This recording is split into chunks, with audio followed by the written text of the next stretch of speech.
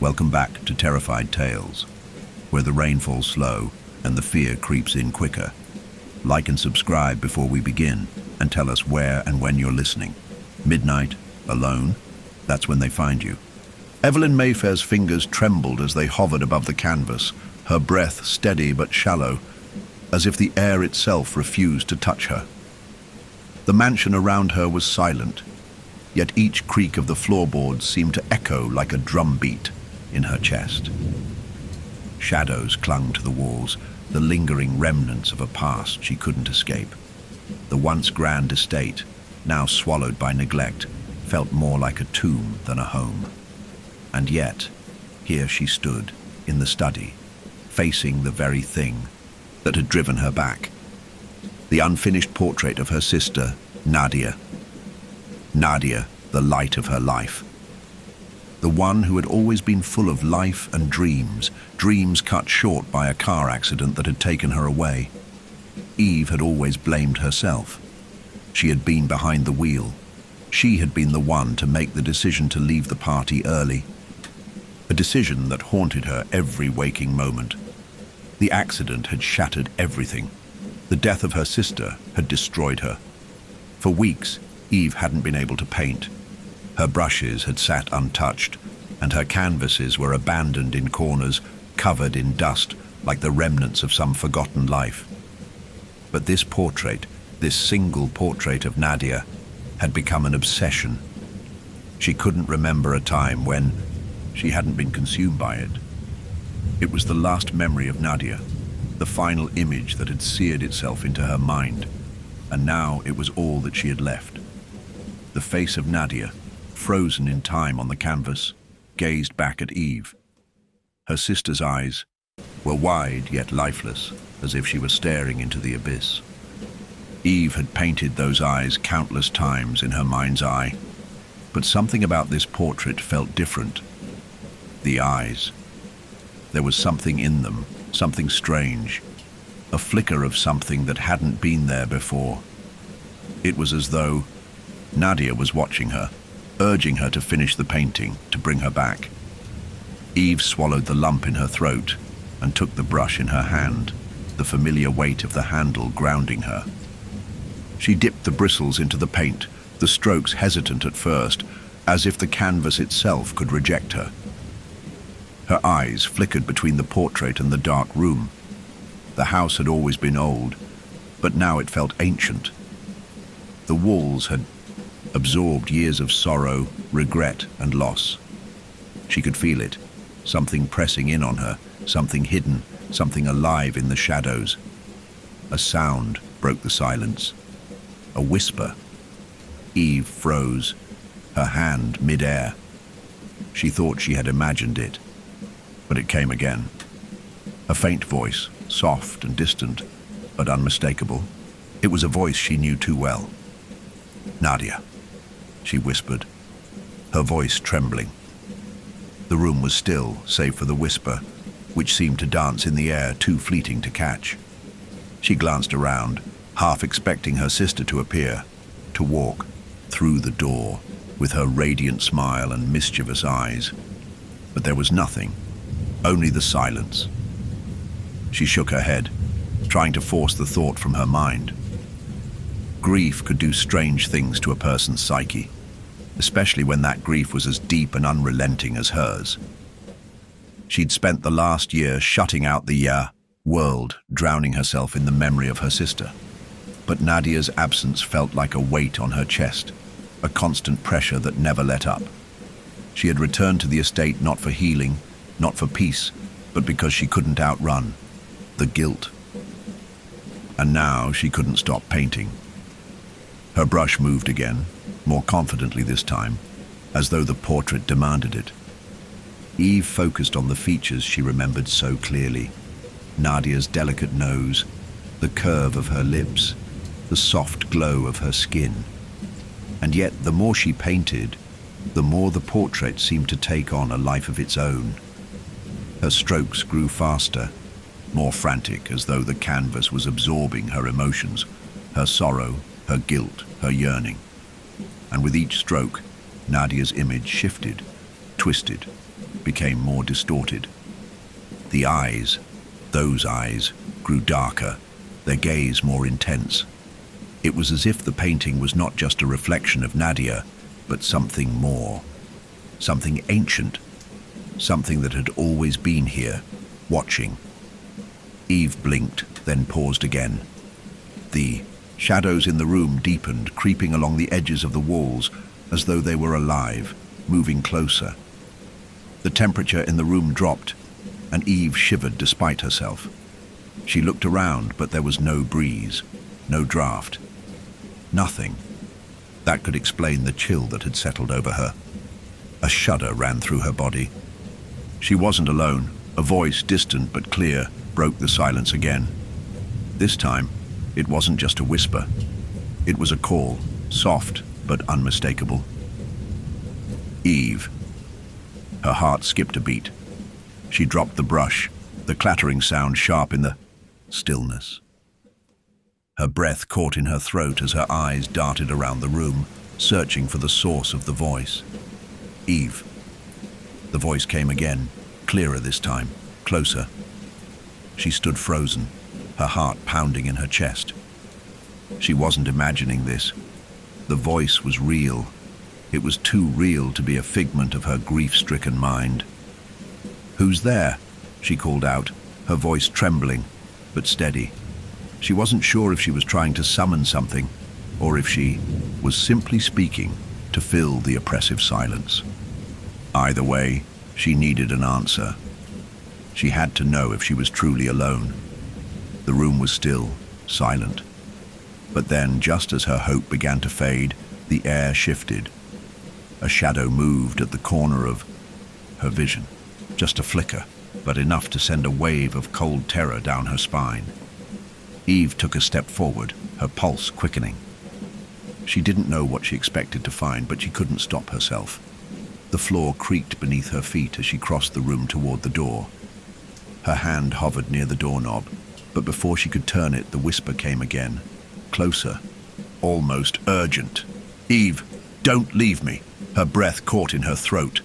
The voice, it was Nadia's voice. She knew it. Her sister's voice, clear as day yet tainted with something darker, something desperate. Eve's hand fell to her side. She stood frozen for a moment, her mind racing. Was she losing her mind? Was this a manifestation of her grief, or was something more sinister at play here? With trembling hands, she opened the door and stepped into the hallway. The house was eerily quiet, save for the distant creak of floorboards.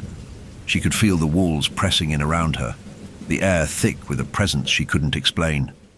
The hall seemed longer than it should be, the shadows stretching unnaturally. And then, at the far end of the corridor, she saw it. A faint light, flickering like a candle. It beckoned her. Nervously, Eve walked toward the light. Each step seemed to take her deeper into the house, deeper into something she didn't understand, something that was waiting for her. She couldn't turn back now. The voice was still there, echoing in her mind, pulling her forward.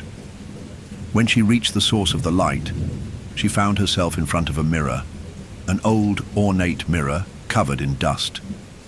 The reflection was distorted at first, as though the glass had somehow warped. But as she looked closer, the image solidified. It wasn't just her reflection.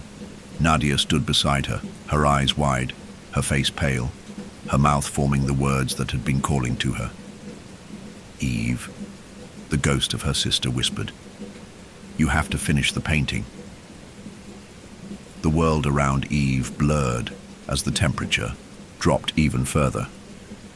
The house seemed to breathe around her, the walls shifting and groaning. She wasn't sure if she was still in the present, or if she had slipped into something far darker. But she could feel it now, the weight of something ancient, something tethered to the estate and to her family, and it was calling to her, urging her to finish what she had started. Her sister's ghost vanished, leaving only the haunting memory of her voice and the unfinished portrait of Nadia in the study. The painting was no longer just a tribute to her lost sibling. It was a portal to something far more dangerous. Eve's heart raced as she turned back toward the study. The journey had only just begun, and she couldn't shake the feeling that there was no escaping what she had awakened. Eve's footsteps echoed down the hallway, each step heavier than the last. Her mind buzzed with the aftermath of what she had just experienced. The vision of Nadia, her sister's ethereal form appearing so clearly in the mirror, still clung to her like a second skin. She was no longer sure what was real and what was merely a product of her grief-stricken mind. The house was dark, its oppressive silence now suffocating. But even more unsettling than the silence was the whisper that had followed her throughout the halls. "Nadia," Eve whispered, her voice breaking the stillness, as if speaking her sister's name would somehow bring her back. The walls seemed to close in tighter with each passing second, the air thick with a presence that had never been there before. She couldn't shake the feeling that she wasn't alone, that something watched her from the corners of the house, something ancient, something tied to the estate. But even as she stood still, the feeling persisted, like a cold breath on the back of her neck. She paused outside the study door, her hand hovering above the handle. She could feel the pull, the weight of the unfinished portrait that sat inside, waiting for her to complete it. It beckoned her like a dark, insistent force, urging her to finish what she had started. But the more she thought about it, the more she began to feel a tightening in her chest, a sense that the portrait was not just a reflection of her sister, but something more, a trap, a curse waiting to be triggered. Eve swallowed hard, her fingers trembling as they gripped the doorknob. She had to confront this, had to see it through. But just as she was about to open the door, the sound of a knock startled her. A loud, insistent knock from the other side of the house. Her heart skipped. Who could it be? No one else lived in the estate. The only people who came here were strangers, locals, mostly. But no one had visited her since her arrival. She froze, straining her ears to hear the next sound. Another knock came, this one louder than before. "Eve, are you in there?" a voice called. Eve stiffened. It was Hugo Blackwood, the local historian. He had come to offer his help after she had mentioned the strange occurrences in the house. The man had offered to assist her with some research about the estate's history, and she had reluctantly agreed, despite her reservations about inviting anyone into her sanctuary of isolation. Still, his voice felt like a lifeline. The sound of it broke through the thick fog of confusion and fear that had enveloped her. She needed answers, answers about the whispers, the shadows, the haunting presence that seemed to follow her everywhere. She opened the door, relieved to see Hugo standing there, a concerned expression on his face. "Everything all right?" he asked, his brow furrowing as he took in her pale face and the disarray of her surroundings. I'm not sure," Eve said, shaking her head. "I keep hearing things. I saw her, Nadia, in the mirror." Hugo didn't respond immediately. Instead, he stepped into the hallway, his eyes scanning the surroundings. He was a tall man, thin, but well-built, with a scruffy beard and dark hair that fell over his eyes. There was a quiet intensity about him, a man who had spent too many years searching for answers in places most people would rather avoid. He seemed to weigh her words carefully before finally speaking. "This place has a history. Your family's history.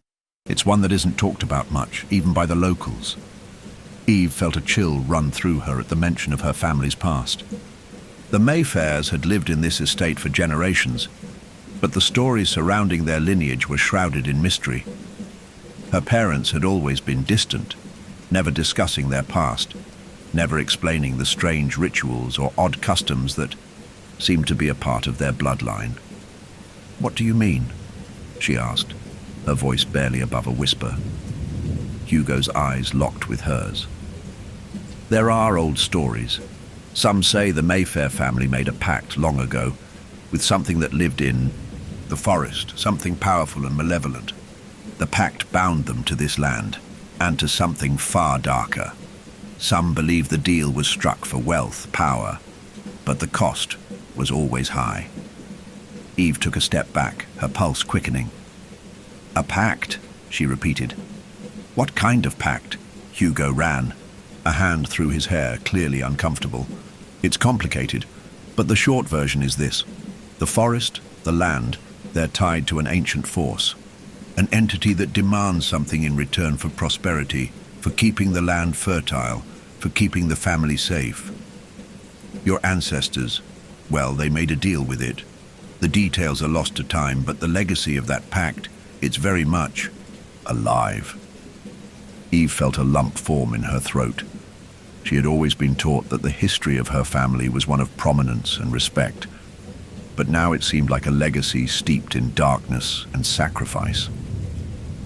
She glanced toward the study, the unfinished portrait of Nadia sitting like a silent witness to her descent. Hugo followed her gaze. "You've started the portrait, haven't you? That's where it all begins again. The thing you've awakened isn't just your grief, it's the curse tied to your bloodline, and it's been waiting for someone to finish the ritual." A shiver ran through Eve at his words. "What do you mean, finish the ritual?" Hugo hesitated, his gaze flickering toward the darkened hall. "The portrait, it's not just a painting. It's a symbol, a vessel. When your sister died, there was a moment, a tipping point, a thread that connected the land to the family's curse. And now with you here, with the portrait so close to completion, well, let's just say it's not just your guilt that's pulling you back. It's the forces at work in this place." Eve closed her eyes, her mind racing. The whispers, the strange feelings, the hallucinations, everything was connected to the house, to her family, and to the haunting portrait. But what did it mean? Was she truly the one to break the cycle? Or was she doomed to repeat it forever? "Is there a way to stop it?" she asked, her voice trembling. Hugo's expression darkened. "There's always a way to stop it, but it won't. Be easy. You'll need to understand the history, the ritual, the true cost of your family's pact. And for that, we need to look deeper into the land itself. There's an old legend, a place in the forest where it all began. I think that's where we'll find the answers you need." Eve nodded, though a deep sense of dread gnawed at her. The forest had always been a place of mystery and fear, and now it seemed to call to her, beckoning her with its dark secrets. She couldn't ignore it anymore. She had to face whatever had been lurking in the shadows of her family's past. "I'll go with you," she said, her voice firm. Hugo gave her a long look, as though weighing the gravity of her decision. Finally, he nodded. "We'll need to leave at dawn. The forest is dangerous, especially at night, but we can't wait any longer.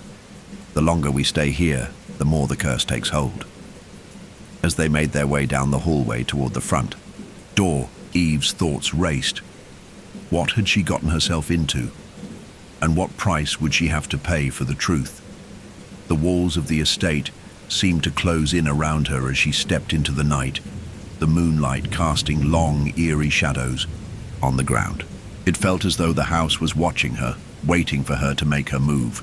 The forest lay ahead, dark and mysterious, a place where the boundaries between the living and the dead seemed to blur. And somewhere within its depths, Eve would find the answers she sought, or perhaps the beginning of her doom. The next morning, the mansion felt even more oppressive. Dawn had broken, but the light seemed pale, struggling to break through the dense canopy of trees that surrounded the estate. Eve stood in the kitchen, the air thick with a sense of unease, as though something was quietly turning beneath the surface, preparing to rise. She had spent the night sleepless, the haunting of Nadia's voice still fresh in her ears. The whispers had continued long after Hugo had left, creeping into her thoughts, urging her to finish what she had started. She couldn't escape the feeling that the house, her family, was alive, and it was calling her, trying to pull her deeper into its dark embrace. Each creak of the floorboards, each groan of the walls, only reinforced the sense that she was no longer in control of her own fate. It was as if the house was watching her, waiting for her next move, waiting for her to unlock its secrets. Her fingers clenched around the ceramic mug in her hands, the steam rising from the coffee like a veil over her vision. The fleeting warmth from the cup was the only comfort in an otherwise suffocating silence. She tried to ignore the suffocating sense of dread that clung to the air around her and forced herself to focus on the task at hand. Hugo had mentioned Marion Verlaine, the reclusive herbalist who lived on the outskirts of the village.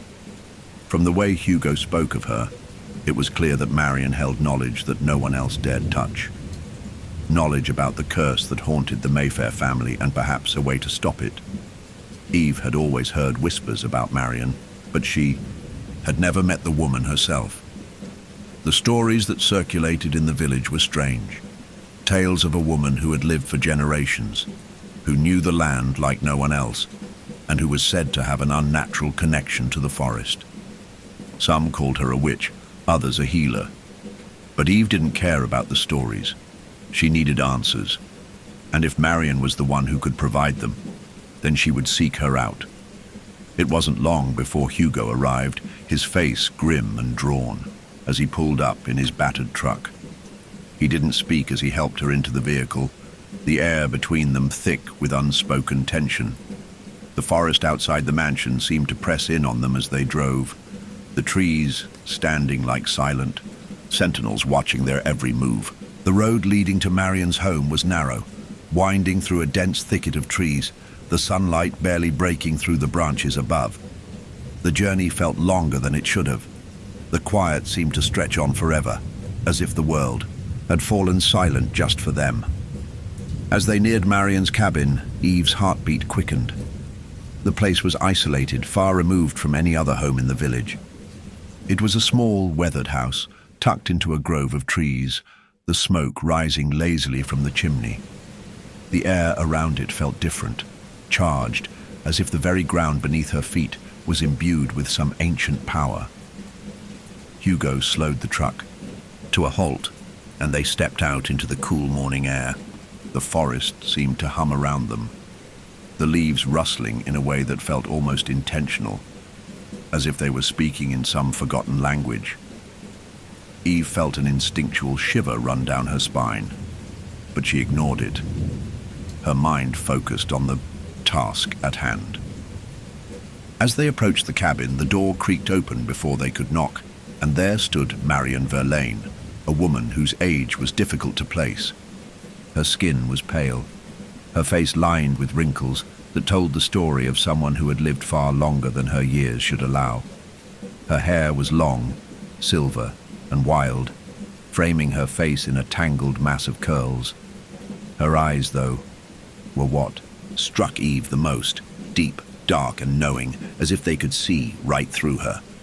"Come in," Marion said, her voice like gravel, rough and steady. "I've been expecting you." Eve hesitated but followed her inside. The cabin was small, cluttered with jars of herbs, dried flowers, and other strange concoctions that filled the air with a sharp, earthy scent.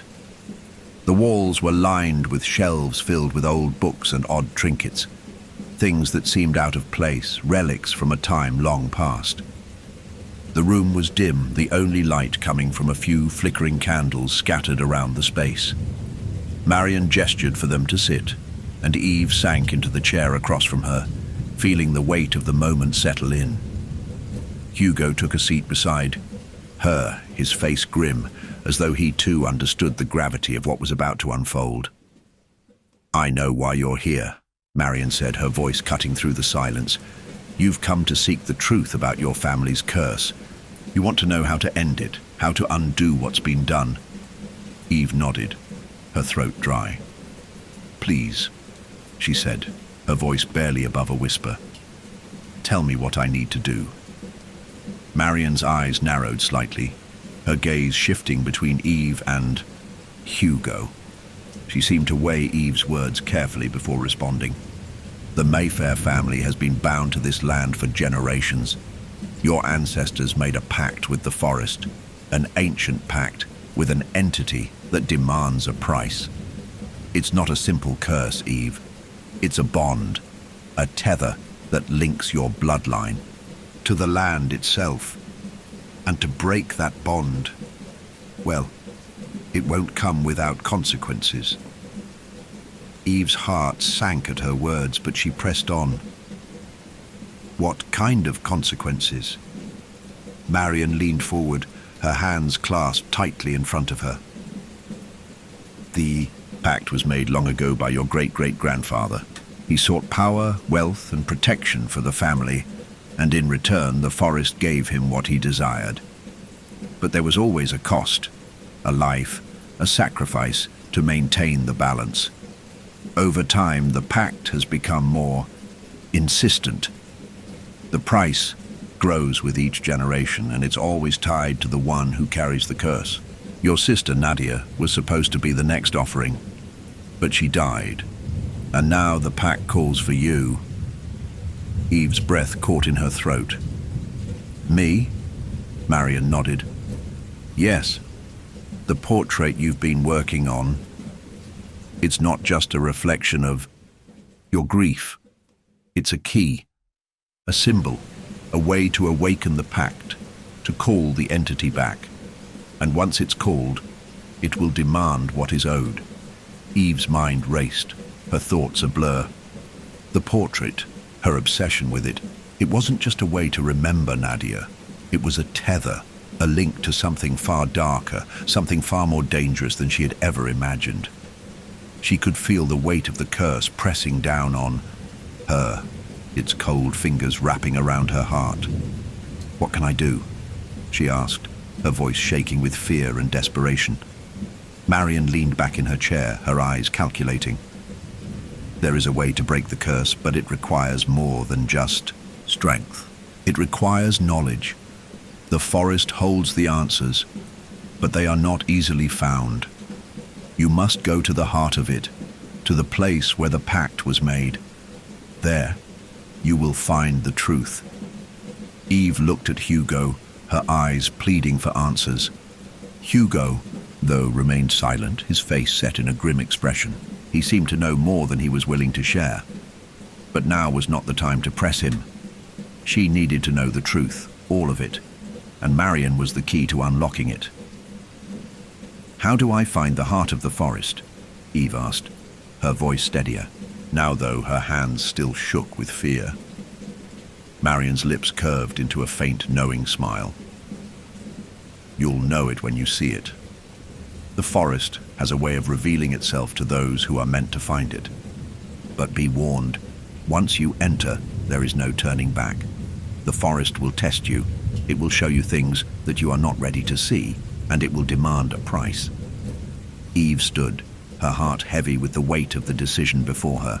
She had no choice. She had to face whatever lay in the forest, no matter the cost. The portrait, the curse, her sister's death. They had all led her to this moment. There was no turning back now. Thank you, Eve said, her voice quiet but resolute. I'll go. Marion's smile widened. I knew you would. The forest is waiting for you. As Eve turned to leave, a chill settled over her. The path ahead was uncertain, but the call of the forest was too strong to resist. She had no choice but to follow it, and face whatever lay hidden in the shadows of the Mayfair family's dark past. The morning light struggled to break through the thick canopy of trees as Eve and Hugo made their way toward the forest's edge. The air was damp with the remnants of a night-long mist that had yet to fully dissipate. The world around them was still, save for the occasional rustle of leaves beneath their feet, as if the forest itself was holding its breath, waiting for something or someone to enter. Eve's heart pounded in her chest. She had barely slept the night before, haunted by fragments of dreams that blended seamlessly with reality. She could still hear the soft whisper of Nadia's voice, calling her name, urging her to finish the portrait, to make things right. But there was no making things right. There was no returning to the life she once knew, not after everything that had happened. The forest, the curse, it was all a part of her now. A dark force that had been bound to her bloodline for generations. She glanced at Hugo as they walked, his expression unreadable, his gaze fixed firmly ahead. The man had been distant ever since they had left Marion's cabin, and Eve could sense the weight of his own thoughts pressing on him.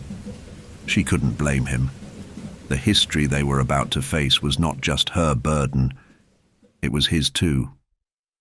Hugo had known about the curse long before she had studied it, probably in more depth than he cared to admit. But now that it had reached this point, she couldn't help but feel that he, too, was being dragged into the darkness that loomed over her family. The path through the woods was narrow and winding, the trees pressing in on all sides, their gnarled branches intertwining like the fingers of long-dead spirits.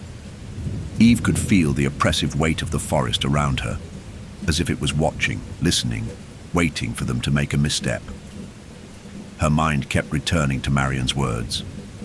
Once you enter, there is no turning back. There was no going back. Not now. The further they walked, the more the forest seemed to grow alive. The sound of the wind in the trees became a low hum, as if the forest itself was whispering secrets, ancient, forgotten words that had been carried through the ages. Eve couldn't make sense of the voices, but she could feel them in her bones, crawling beneath her skin, urging her forward, further into the heart of the woods. She tried to shake off the sensation, but it clung to her, a weight she couldn't escape. Hugo, noticing her unease, stopped for a moment, his hand resting on the bark of a tree as he turned to face her. We're almost there. Just a little further. The heart of the forest is close now. You'll know it when we reach it. Eve nodded, though the uncertainty gnawed at her. The forest was thick, and every step seemed to lead them deeper into a place that felt less like the world they knew and more like something from a nightmare. It was as if they had crossed into a different realm, one where the laws of nature no longer applied. The trees seemed older here, their trunks twisted and scarred, their bark blackened with age. The very ground beneath their feet felt unstable, as though it might shift at any moment and swallow them whole. And then, there it was. At first, it seemed like nothing more than a clearing in the woods, but as they stepped into the open space, Eve could feel the change in the air. The temperature dropped suddenly, the warm summer air turning cold, and the world seemed to grow still.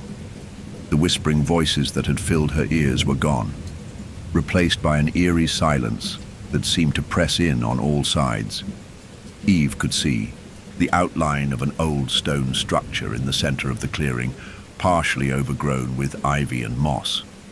The stones were dark and weathered, but there was something undeniably ancient about them, something that spoke of a time long past. "This is it," Hugo said, his voice barely a whisper. "The heart of the forest. This is where the pact was made." Eve took a hesitant step forward, her breath catching in her throat. The stone structure seemed to hum with an unnatural energy, as if it were alive, waiting for her to approach. The air around it was thick with a presence, something that made her skin crawl. She could feel it, pressing against her, as if the forest itself was watching her every move. "Do you feel it?" she asked, her voice shaking. Hugo nodded, his expression grim. "I've never been this close to it before, but it's unmistakable. The energy here is different, stronger. It's as though the very ground beneath us is tied to something ancient, something that's been waiting for you." Eve swallowed hard, her throat dry, as she took another step toward the stones. She reached out, her fingers brushing against the surface of one of the stones. It was cold, and the moment her skin made contact, a wave of something washed over her, an overwhelming sense of dread, of wrongness. She pulled her hand back quickly, but the sensation lingered, lingering like a shadow on her soul. The air seemed to shift then, the atmosphere thickening around them. The whispers returned, louder now, but they were no longer distant. They were, inside her head, murmuring in languages she couldn't understand, their voices growing frantic, pleading. She pressed her hands to her ears, trying to block them out, but it did no good. The whispers seemed to seep through the very fabric of her being, wrapping around her like tendrils, pulling her deeper into the forest. "Make it stop," Eve cried, her voice trembling as she struggled to regain control. Hugo's eyes widened with concern. "It's the forest," he said, his voice strained. "It's reacting to you. The forest doesn't forget. It knows who you are. It knows what you've come for." Eve's heart raced as she stumbled back, her pulse pounding in her ears. She wanted to run, to escape the oppressive presence that surrounded them, but her legs felt heavy, as if the forest itself was holding her in place. The whispers grew louder, more insistent, and for a moment Eve could have sworn she heard Nadia's voice again, calling to her, urging her to finish the portrait. "Please," Eve whispered, her voice breaking. "Please, make it stop." Hugo stepped forward, his hand outstretched toward her. "Eve, listen to me," he said, his tone firm. "You need to focus. This place, it's testing you. It wants you to break. Don't let it. You need to stay strong. You need to remember why you're here." Eve took a deep breath, trying to steady herself. The whispers were still there, but she forced herself to focus on Hugo's words. She had to stay calm. She had to finish this for Nadia's sake, for her own sake. The forest may have been trying to pull her into its depths, but she wasn't going to let it. Not this time. With every ounce of willpower she could muster, Eve pushed the voices out of her mind, forcing herself to focus on the stone structure before her. The whispers faded, but the sense of wrongness remained, hanging thick in the air. She could still feel the presence, like something was watching her from the shadows of the trees. But she had come this far. She couldn't stop now. The stones seemed to pulse with an energy all their own as Eve approached them once more. There was a faint glow now, a light that emanated from within the stones themselves. It was faint at first, like the flicker of a distant fire, but as Eve drew closer, the light grew brighter, more intense, until it was blinding. She reached out a trembling hand, and the moment her fingers brushed against the stone again, everything around her seemed to explode in a flash of light. A force, like a wave crashing over her, swept through her body. The world spun, her vision blurred, and for a moment Eve was lost in the dark embrace of the forest. The whispers were deafening now, filling her mind with images, fragments of memories that didn't belong to her. A woman standing in a field, a sacrifice being made beneath the moonlight, a pact sealed in blood. The images came fast, too fast for her to process, and she felt herself slipping, losing control. But then, just as suddenly as it had started, everything stopped. The light faded, and the forest fell silent again. Eve stood in the clearing, her heart racing, her body trembling. She could feel it. Something had changed. Something had been awakened. The forest was no longer the same. It had marked her, and she knew that there was no turning back now. "Eve." Hugo's voice was a low whisper, filled with a mixture of awe and fear. "You've done it. The pact is alive again. And now we must face it." Eve swallowed hard, her mind reeling from the images that had flooded her mind. The answers she had sought were right in front of her, but they were far darker than she had ever imagined. She had awakened something that would not let her go, and she had no choice but to face the consequences. The whispers still lingered in the back of her mind, but this time they felt different. They were no longer pleading, they were demanding, and Eve knew deep down that the forest had only just begun to reveal its true power.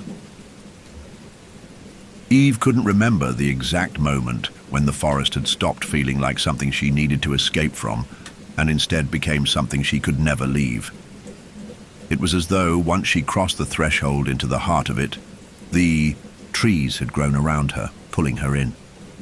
The whispers, now steady and constant, had quieted to a murmur beneath her skin, but the pressure they exerted on her was no less oppressive. They were no longer calling out to her. They were simply there, inside her, alongside her every thought, every breath. She turned toward Hugo, his face drawn tight with a mixture of awe and fear, the same look that had been painted on his features since they first stepped into the clearing. His eyes were fixed on the stone structure at the center of the grove, the one that had glowed with a strange pulsing light when Eve had touched it. He had witnessed it too, the ritual, the flood of images, the force that had knocked the breath from her lungs. Hugo's silence only confirmed her suspicion. Neither of them fully understood what had just transpired. They were too deep in it now.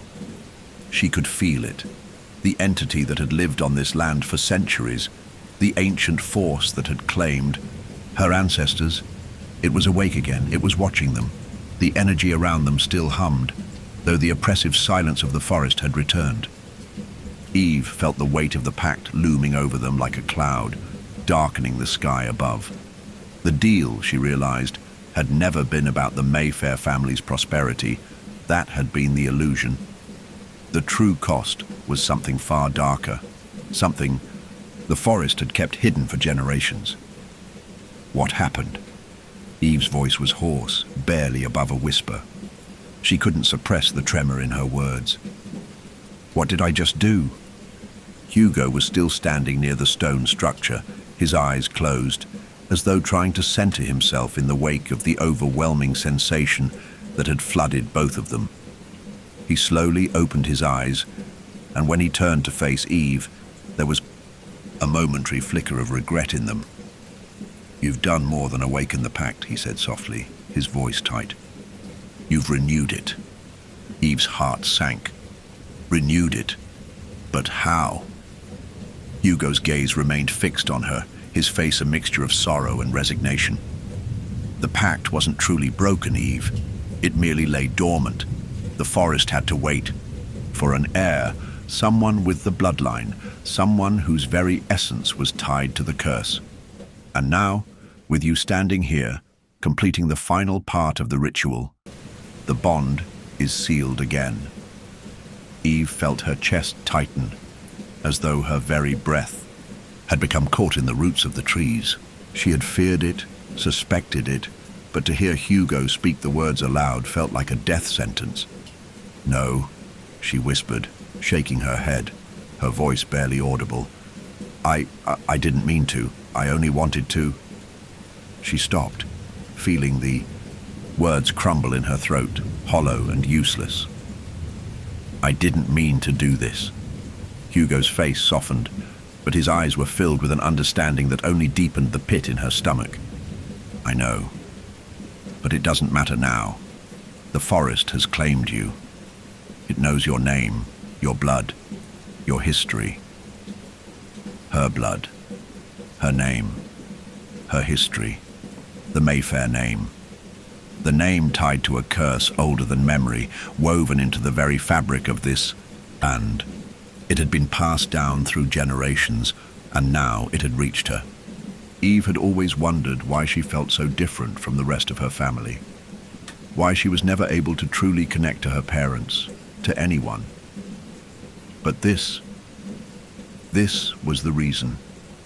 She had been born into a legacy of darkness, a legacy she had only just begun to understand. Eve pressed her hand to her chest, feeling her heartbeat quicken in response. It was as if the very land had claimed her, as if the trees themselves were pulsing in sync with her blood. The weight of it all was suffocating. She had known there was something wrong with her family, something that had been hidden, but she hadn't understood the depths of the curse. Now, As Hugo spoke, the pieces began to fall into place. Her sister's death, her own obsession with the portrait, the strange events that had happened since her return. It was all connected. She wasn't merely mourning Nadia's death. She was inheriting the consequences of a pact that her family had made long ago. And the cost was high. Her gaze flickered to the stone structure again, and she saw it more clearly now. The intricate symbols etched into its surface, their meanings long since lost to time. Each mark seemed to pulse with a dark energy, and Eve could feel the weight of their history pressing against her. She had been drawn to this place, to the portrait, and now she understood why. The forest had been waiting for her, for this moment. It had called her back to fulfill her role in a story that had been written long before her birth. What does this mean? Eve's voice cracked, the words tasting bitter in her mouth. What does the forest want from me? Hugo was silent. For a long moment, his eyes distant as though recalling something he had long since buried. When he spoke again, his voice was heavy with the weight of his knowledge. The forest demands a sacrifice, Eve. A blood sacrifice. But it's not just any sacrifice. It must be someone close to you, someone who shares your bloodline, someone who is bound to this curse. The pact will be fulfilled once that price is paid. Eve staggered backward, the truth hitting her like a physical blow. She felt sick. Her chest tightened as her breath caught in her throat. No, she gasped. No, it can't be. I didn't. You did, Hugo said softly. The curse is tied to your family. It's always been tied to the bloodline. Your ancestors made the deal, but it was meant to be fulfilled by you. It was always meant to be you. The weight of those words sank deep into her chest, and Eve's legs threatened to give way beneath her. The forest had always been alive, but now it felt as though it was tightening its grip on her, its ancient fingers curling around her heart, squeezing the life out of her. No, she said again, louder this time, her voice filled with a desperate denial. I can't. I won't do it. But Hugo's eyes were filled with the truth that neither of them could deny. The forest doesn't give you a choice. It never has. The bloodline, the curse, it was all connected to her. Nadia's death hadn't been an accident. It had been the first step in the fulfillment of the pact. And now, the time had come for the final price to be paid. Eve backed away from Hugo, her heart pounding. She could feel the walls of the forest pressing in around her, could feel the weight of the pact bearing down on her shoulders. It was suffocating. The bloodline's burden was hers to bear, whether she wanted it or not. We have to go back, she said, her voice barely a whisper, her eyes wide with fear. We have to go back to the house. I can't be here anymore. But as Eve turned to leave, something in the forest stirred. The wind shifted suddenly, and the whispers returned, louder, more insistent. They were no longer just whispers. They were voices now, calling her name, chanting it like a ritual. They surrounded her, pulled at her from all directions, until Eve felt as though the very trees were closing in on her. She stumbled, her heart racing, her breath coming in quick, shallow gasps. Then, in the distance, she saw it. A figure, tall, shadowy, and cloaked in darkness, emerged from the heart of the forest. It moved slowly, deliberately, as though the very earth parted before. Eve's breath caught in her throat as she recognized it, the forest's guardian. The entity that had forged the pact with her ancestors. It was waiting for her. The final sacrifice. Her heart pounded as she stood frozen, her mind a whirlwind of fear and regret. There was no escape. The forest had claimed her, and the price was about to be paid. The shadows in the clearing seemed to stretch toward Eve, crawling along the ground like living things, each dark tendril pulling her deeper into the heart of the forest.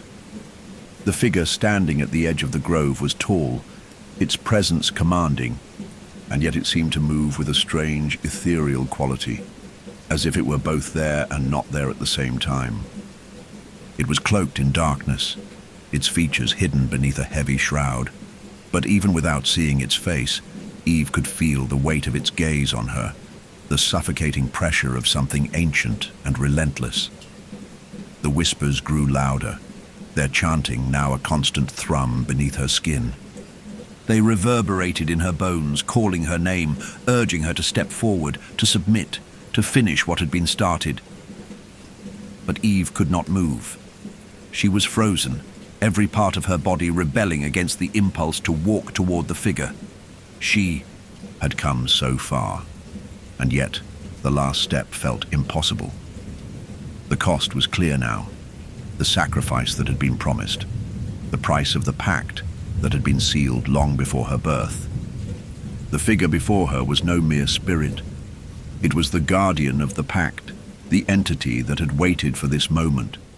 It had been calling her all along. But why did it feel so familiar?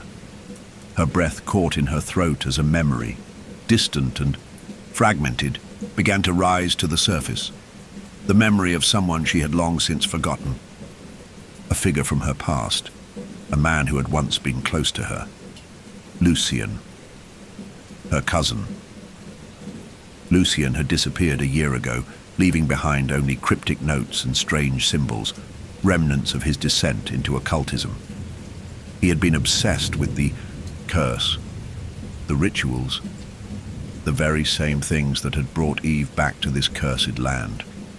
She had always wondered what had happened to him, but she had never expected that his disappearance was tied to this, to the pact, to the forest. Lucien? Her voice broke the heavy silence barely above a whisper. She couldn't bring herself to speak any louder, as if the very air around her was too heavy to breathe. The figure in the shadows did not respond, but Eve felt it. The pull. The same pull she had felt in the house when Lucien's ghost had appeared. To her. Those fleeting moments where his presence lingered in the corners of her vision. The same pull she had felt when the portrait of Nadia had begun to change on its own. The pull of the family's bloodline, bound to the curse, and then a voice, soft, faint, but unmistakable. Eve. Her breath caught in her throat. She stepped forward, her body moving without her conscious will. She couldn't stop herself. She needed to hear it again. The voice, Lucien's voice, had called her, and she could no longer resist the lure of it. Lucien? She called again, her voice stronger now, filled with desperation. From the shadows, the figure stirred. Slowly, it stepped forward, the darkness parting like a veil. As it did, the dim light of the clearing revealed more of its form, tall, angular, wearing a long, flowing coat. And then, as if the shadows had peeled back entirely, Eve saw him, Lucien. But it wasn't the Lucien she remembered. His face was gaunt, pale, his eyes dark and hollow, as though he had been drained of life. His once lively appearance was now replaced by something far darker, something that spoke of the very forces he had tried to harness. His lips curled into a faint, unsettling smile, one that didn't reach his eyes. "I knew you would come, Eve." Lucien's voice was barely a whisper, but it sent a chill through her body, settling deep in her bones. "I knew you would awaken." The realization hit Eve like a tidal wave, crashing over her with such force that she nearly stumbled. "Lucien, you're the one who brought me here."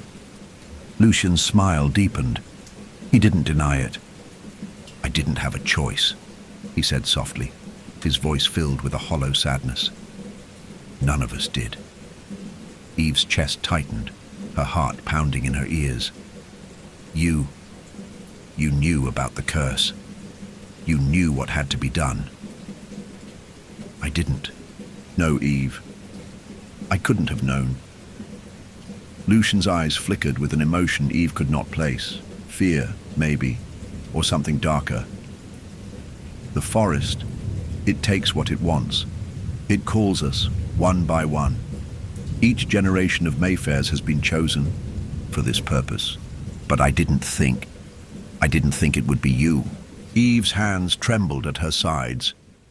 What do you mean, it's me?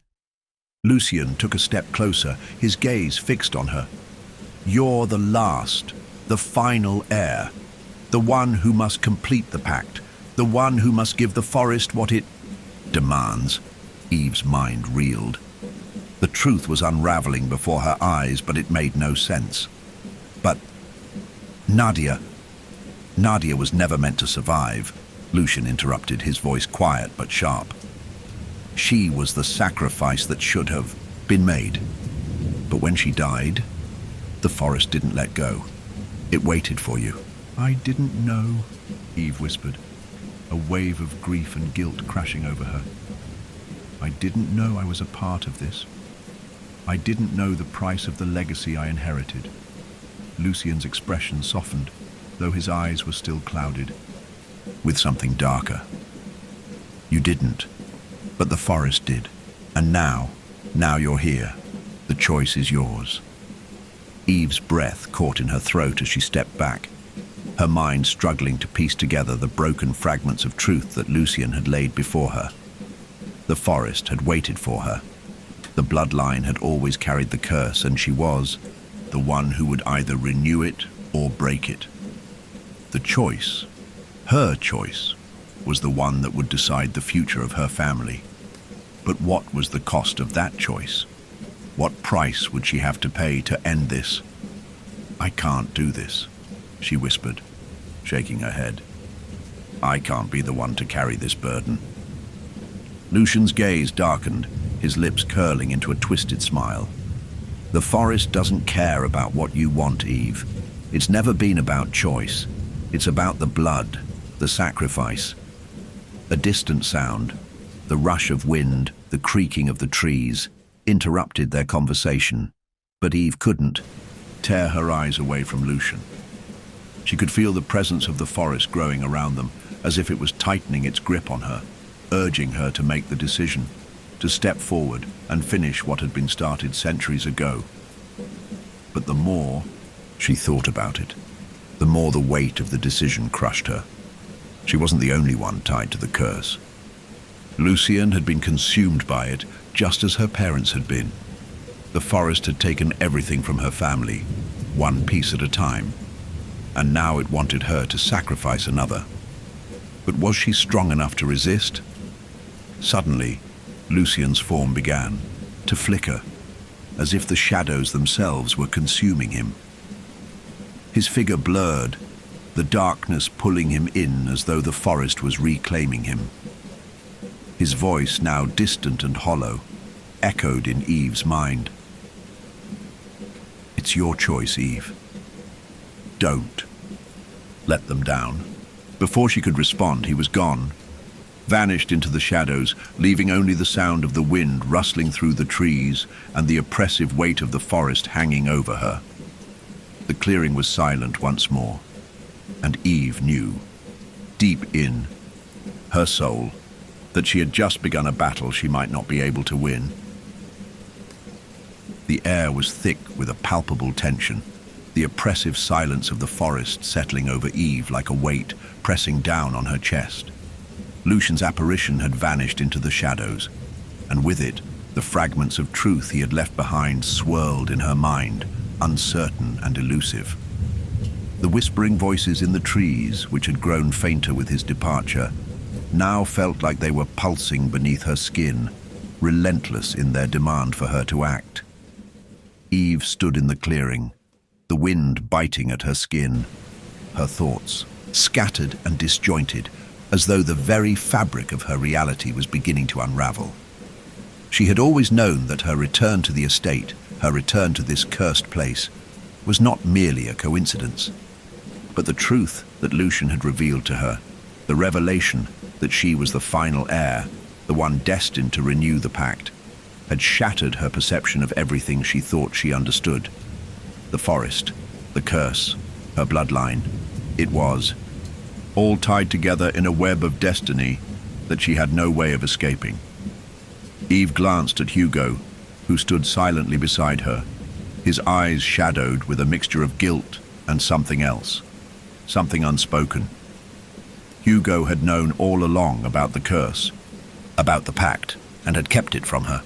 She had come to rely on him. But now, with the weight of the truth pressing down on her, she wondered how much more he knew, and why he had not warned her sooner. "Why didn't you tell me?" Eve's voice broke the silence, her words coming out sharper than she intended. Hugo flinched, his gaze avoiding hers. "I didn't want to burden you with it. Not until you were ready. But now..." He let out a long, shuddering breath. "Now it's too late. The forest has chosen you, Eve, and there's no turning back." Eve's chest tightened at his words, a sense of cold finality settling over her. The decision was out of her hands. The forest had claimed her. She could feel it in her bones, in the air around her, in the way the trees seemed to press in on her, their roots coiling beneath the earth, tying her to this cursed land. And yet, despite everything, despite the whispers, the haunting visions, and the weight of the curse that had followed her here, Eve couldn't shake the feeling that there was more to this story than she was being told. The forest had its secrets. Lucian had known them.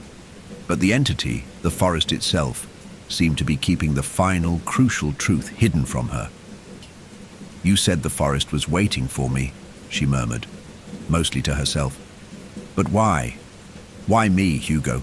He didn't answer right away, his brow furrowed in thought. When he spoke, his voice was low, hesitant.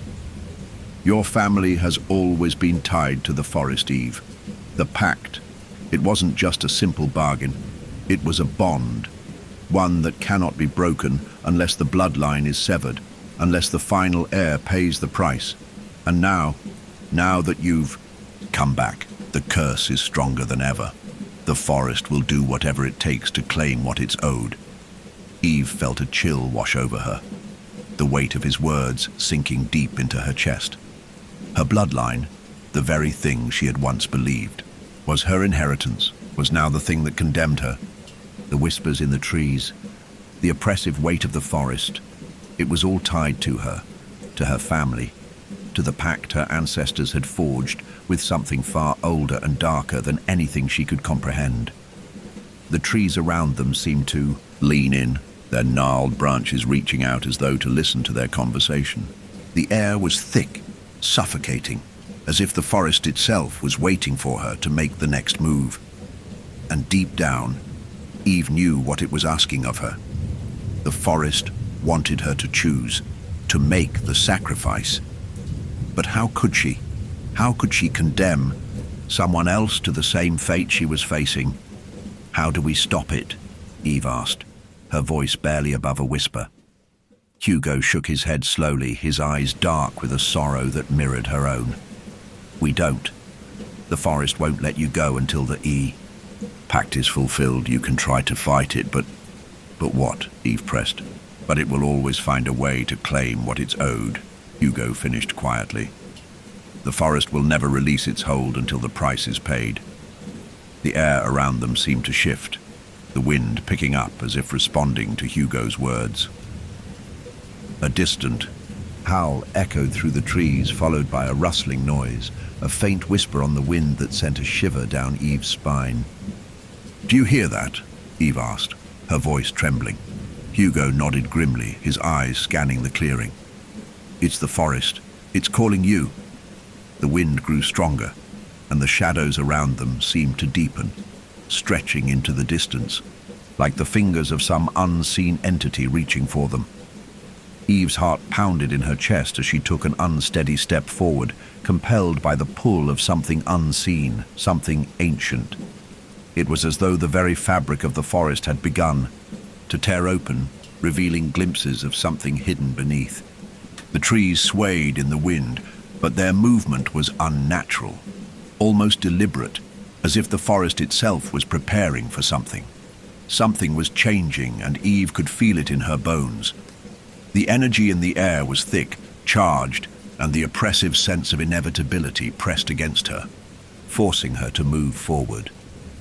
She stepped closer to the stone structure in the center of the clearing, her eyes drawn to the faint glow that still emanated from its surface. The symbols carved into the stone pulsed with an unnatural energy, as though they were alive. The whispers, which had subsided momentarily, began again, louder now, more insistent. They felt like 1,000 voices, all calling her name, urging her to step forward. "Don't do this," Hugo's voice came from behind her, full of fear.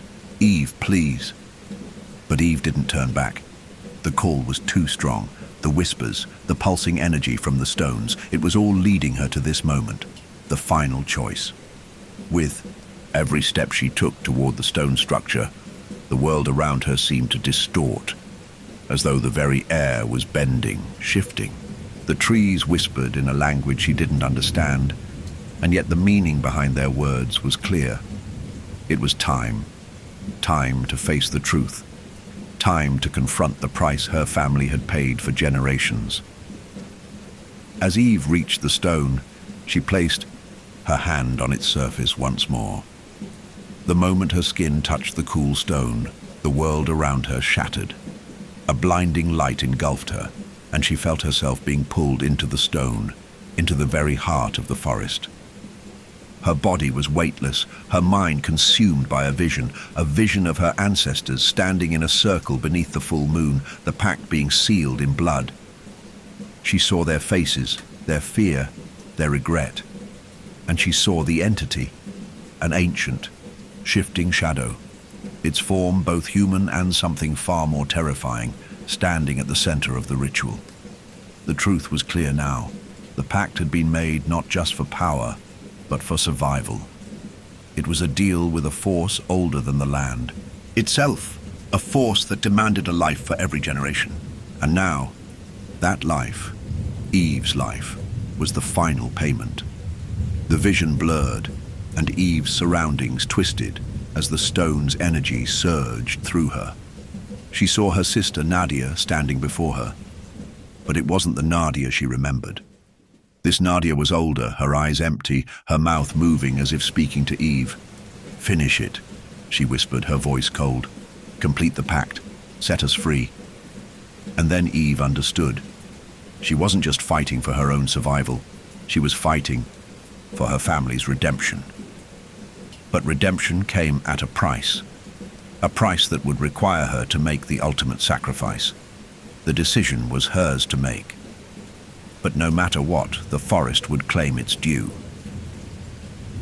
Eve felt as though the ground beneath her was disappearing, as if the very fabric of reality had been torn apart by the force that surged through her. The blinding light from the stone receded, and with it, the vision of Nadia, her sister's ghostly form, now cold and distant, faded like a mist dissolving in the morning sun. Eve's pulse thundered in her ears, her body heavy, as though she had been pulled through some invisible veil between worlds. When the light finally ebbed, she was standing once again in the clearing. The air felt different now, charged, thick with an electric hum that she could taste in the back of her throat. The forest around her had changed. The trees that had once been gnarled and dark now seemed to loom over her, their branches stretching like fingers grasping at the sky. The wind stirred, but it wasn't the same wind. It was alive, buzzing with an energy that felt foreign, hostile yet oddly familiar. Eve blinked and found Hugo standing at the edge of the clearing, his face pale, his eyes wide with a mixture of awe and fear. He had witnessed the moment she touched the stone, but even now, as the shadows of the forest seemed to warp and shift around them, he seemed unsure of what to say, unsure of what had just transpired. "Eve," he whispered, his voice hoarse, "what happened? What did you see?" Eve swallowed, her throat dry, her hands shaking as she pulled them away from the stone. She could still feel the lingering touch of its cold surface, as though the stone had somehow marked her, inscribed her very soul. The vision she had experienced was too much to put into words, but it had been clear. The ritual, the pact, the ancient force, and Nadia, her sister, caught in the web of her family's curse, forever trapped by the choices made long before her birth. "I saw them," Eve said, her voice barely a whisper. "I saw the ones who came before me. They made the pact. They thought they could control it, but they couldn't. And now, the forest. It's claimed me. It won't stop until the price is paid." Hugo's eyes narrowed as he stepped closer, his expression filled with concern. "The price, Eve. You have to understand. The price isn't just your life. It's something far more powerful than that. The forest demands a soul to keep the pact in balance, but it's never just one soul, is it?" Eve shook her head slowly, her mind racing. The forest, the entity.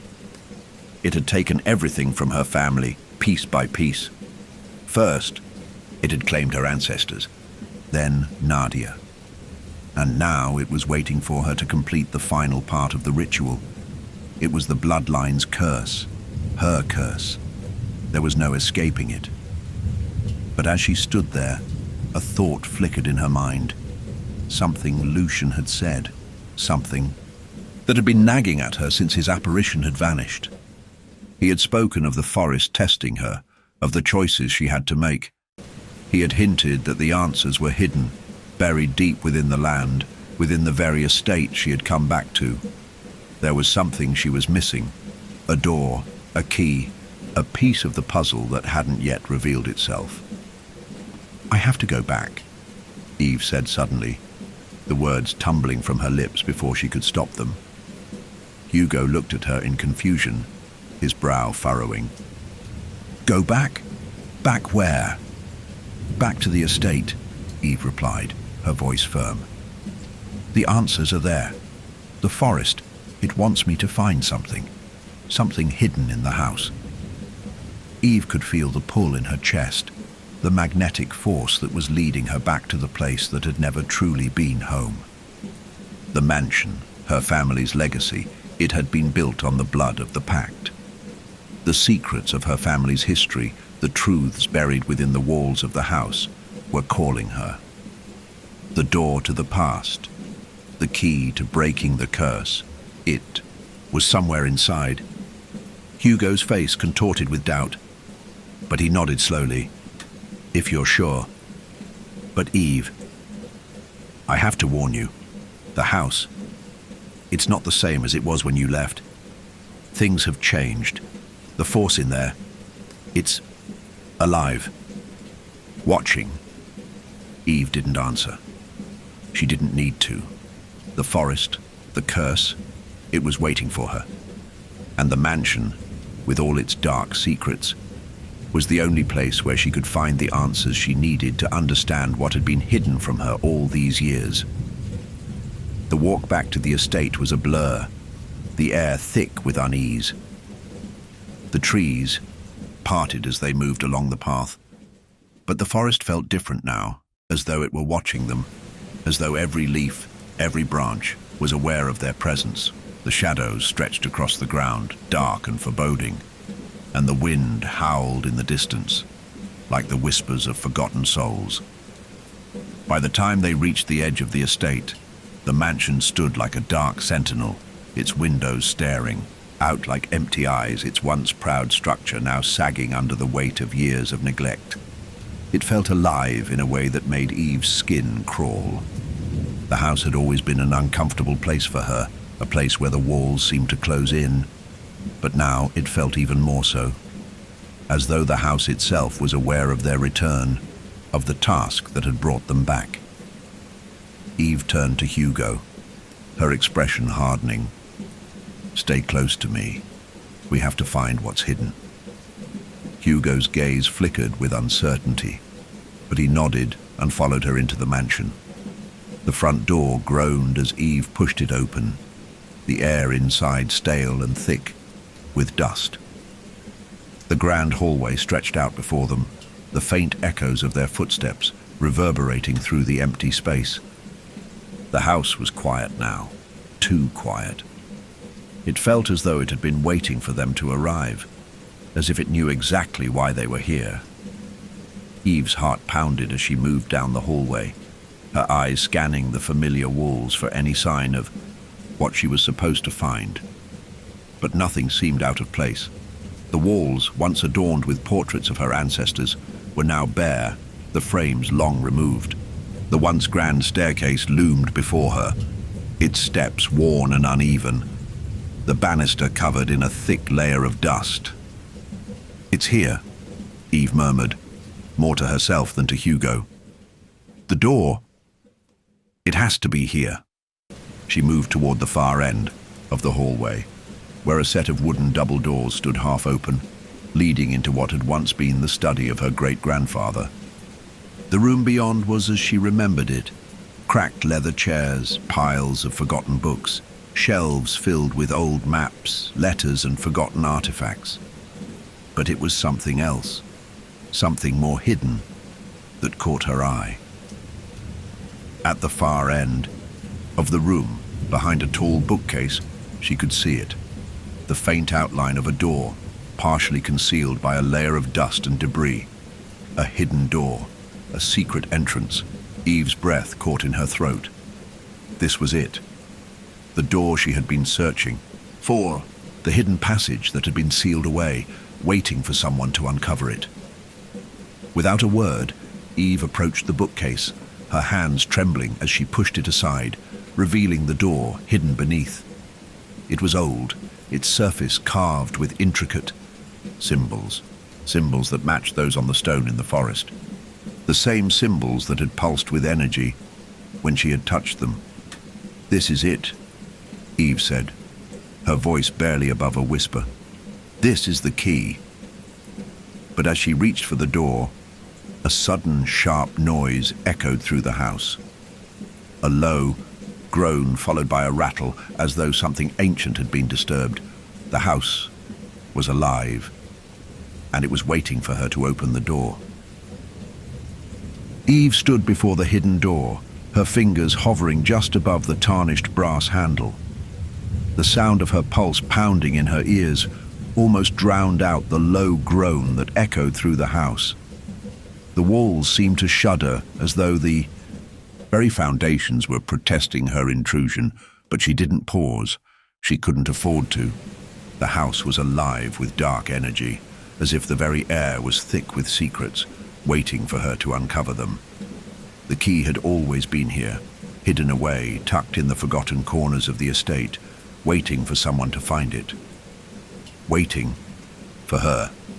Behind her, Hugo shifted uneasily, the weight of the house pressing on him as though the very air had turned oppressive. He had been silent for some time now, the shock of their journey into the heart of the forest still fresh in his eyes, but Eve didn't have the luxury of reflection. There was no turning back now. "This is it," she whispered, more to herself than to Hugo, her hand finally wrapping around the cool handle of the door. The moment her fingers made contact, a chill shot up her spine, and for the briefest of moments, she felt the presence of something much older than the house itself. It was a subtle, creeping sensation, like a shadow that wasn't quite there, just out of the corner of her vision. She pushed the door open. The hinges creaked in protest, but the door swung inward with surprising ease, revealing a small, dimly lit room beyond. The air inside was stale, thick with the scent of old wood and dust. The walls were lined with shelves crammed with old books, their leather covers cracked and brittle. In the center of the room stood a large, ornate mirror, its frame intricately carved with symbols she had seen before, etched into the stones of the forest and the walls of the house. The mirror stood tall, its reflective surface dark and foreboding, as though it held the secrets of the past locked within. "This is it," Eve said again, her voice trembling as she stepped further into the room. The hidden door had led her here, to this mirror, the final piece of the puzzle.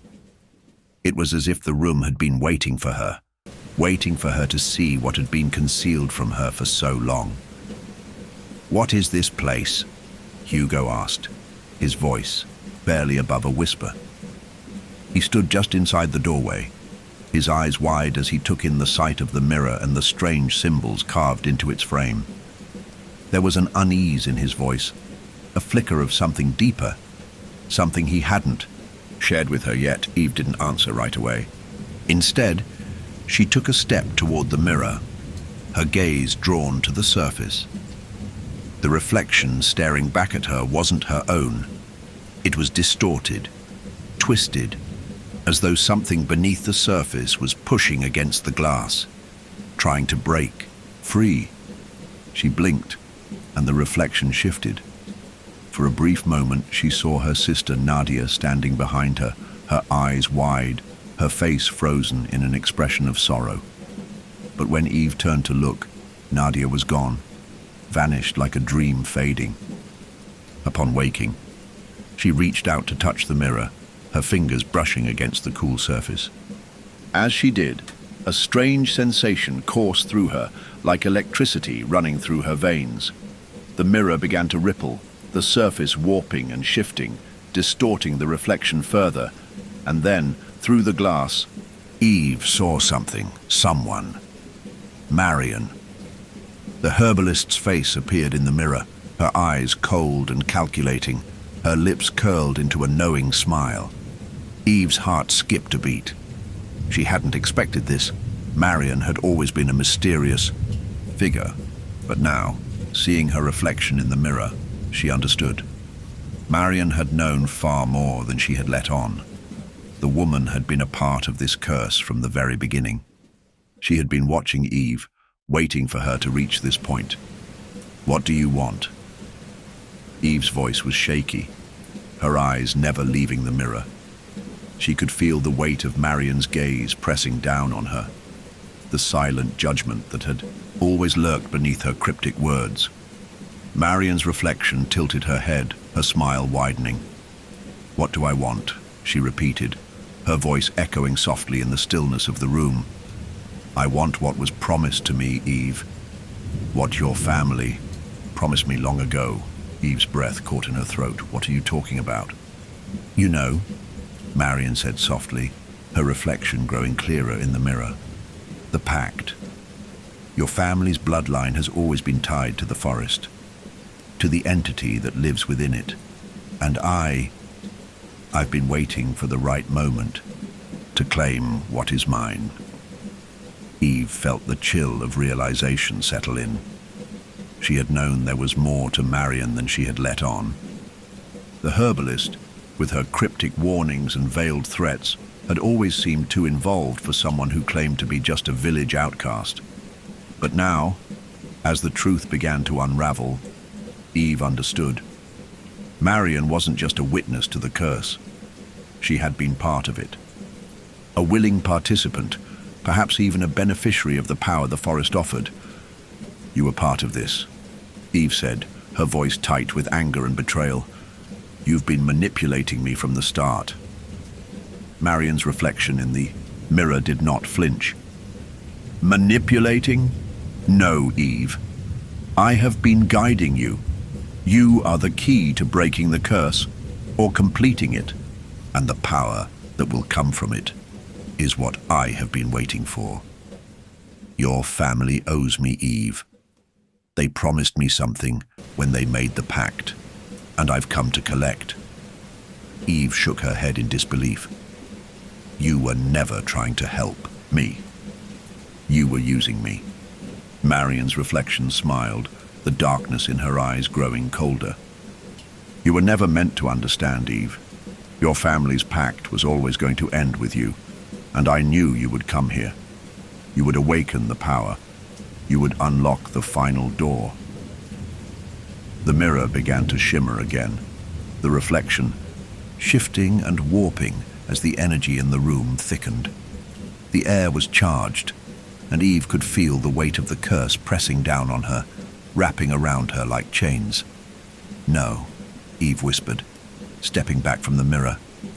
"I won't let you have it. You won't control this."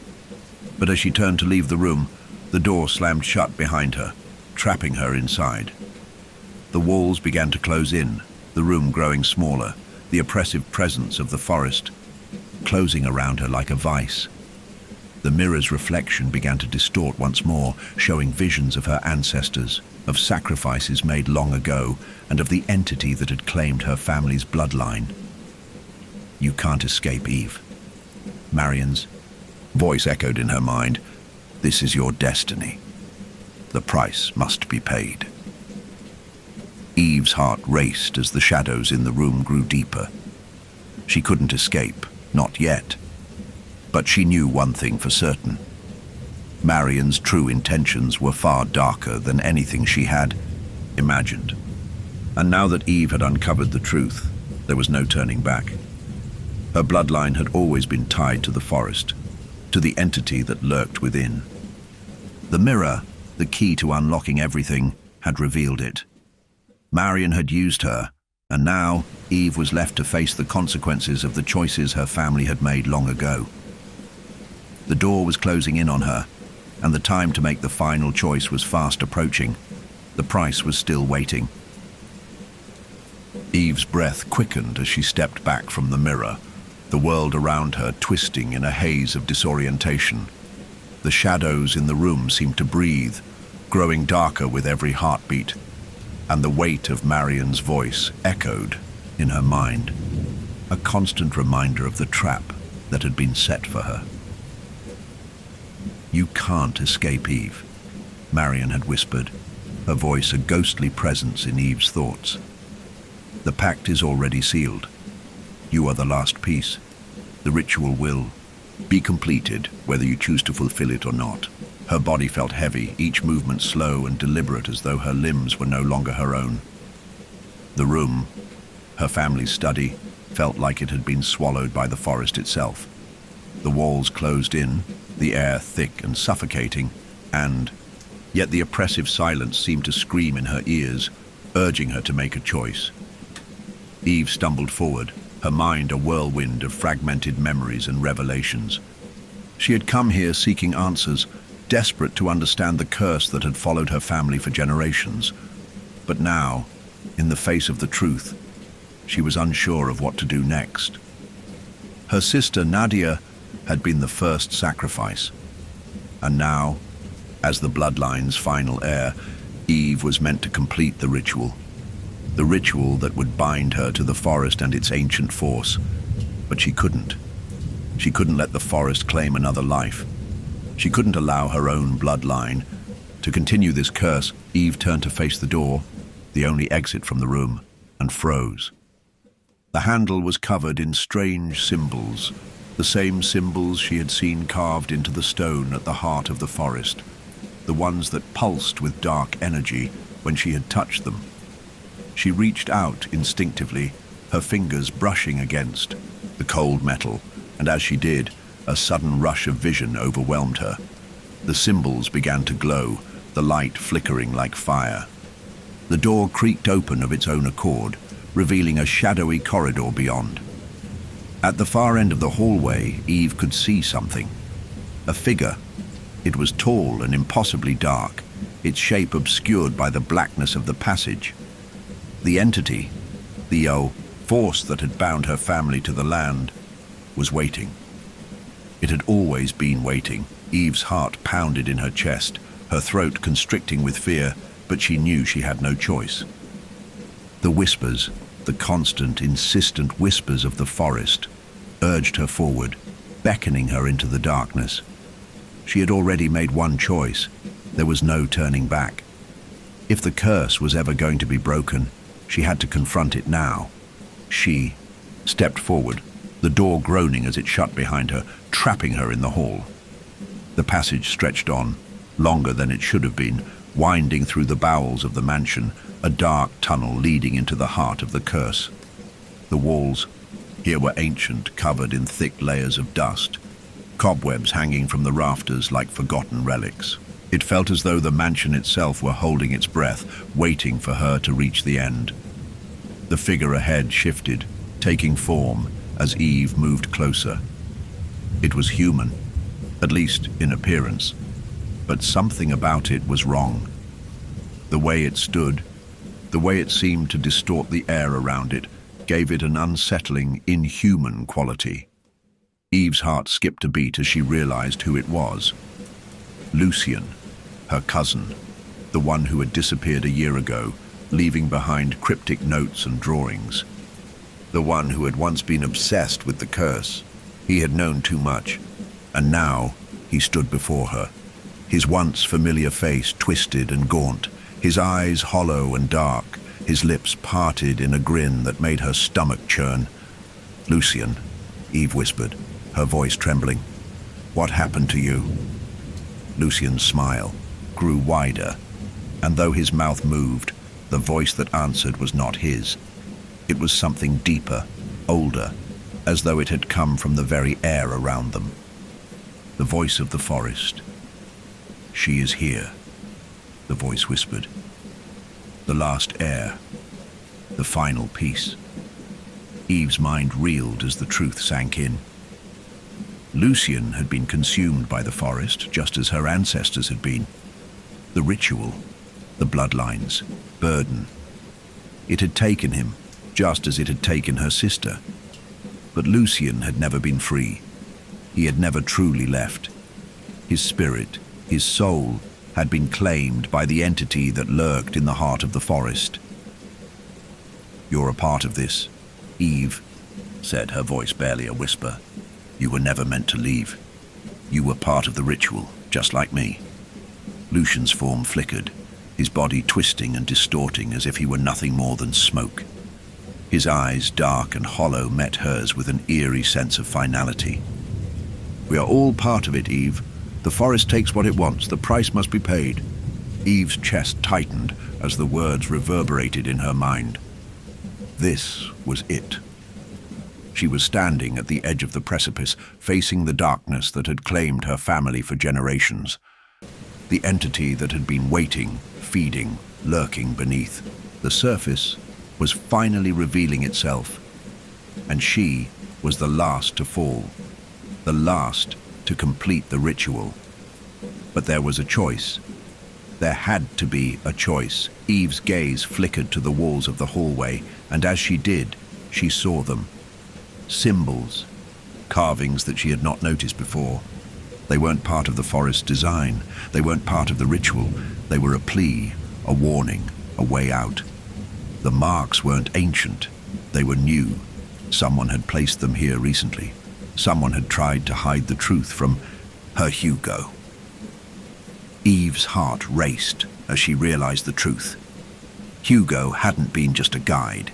He had been part of the answer. He had known the truth all along. The reason he had been so evasive, the reason he had insisted on staying so close to her. Hugo had known that breaking the ritual wasn't just about finding the answers. It was about finding a way to sever the curse.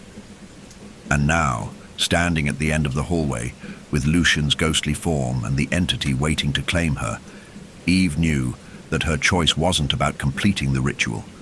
It was about stopping it. But how? How could she sever the link that had bound her family for generations? How could she stop the forest from claiming her soul? The answer was hidden in the symbols. The key was in the markings. Eve turned, her eyes scanning the passage for the last hidden truth, the final piece of the puzzle. She had to act before it was too late. The ritual was waiting to claim its due, and time was running out. Still here? Brave. Or maybe you just like the feeling of being watched. Like, subscribe, and drop your time and location in the comments, so we know who's still out there. Now breathe slow. The worst is coming. Eve stood at the end of the hallway, her heart pounding in her chest, her mind racing with 1,000 questions. Lucian's ghostly form had flickered and twisted before her, the darkness in his eyes a haunting reflection of the pact her family had been bound to for generations. But now, as the oppressive weight of the curse pressed in around her, the urgency of the moment grew clearer. The ritual was waiting to be completed, and she was the final piece. The force that had claimed her bloodline for centuries was growing stronger with every passing second. pulling her toward the inevitable.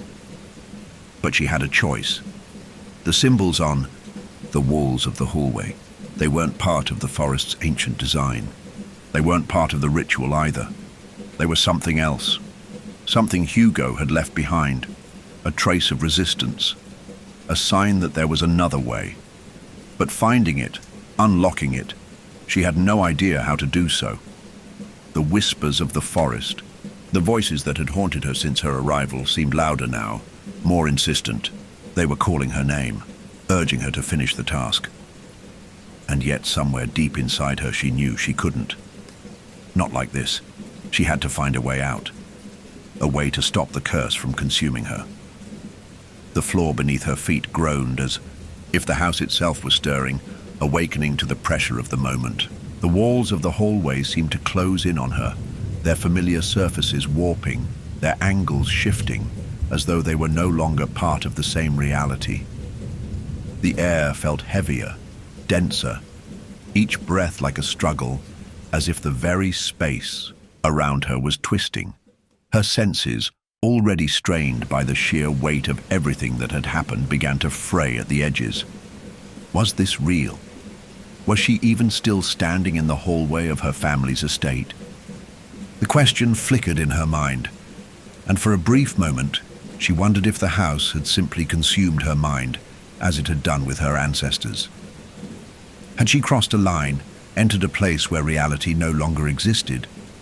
She glanced at Lucian's form again, his eyes now gleaming with an unsettling intensity. His lips barely moved, but the voice that emerged from his mouth was not his own. It was the voice of the entity, the one who had been calling her from the forest, the one who had claimed her bloodline. "It's too late," the voice whispered. "You belong to the forest now. You always have."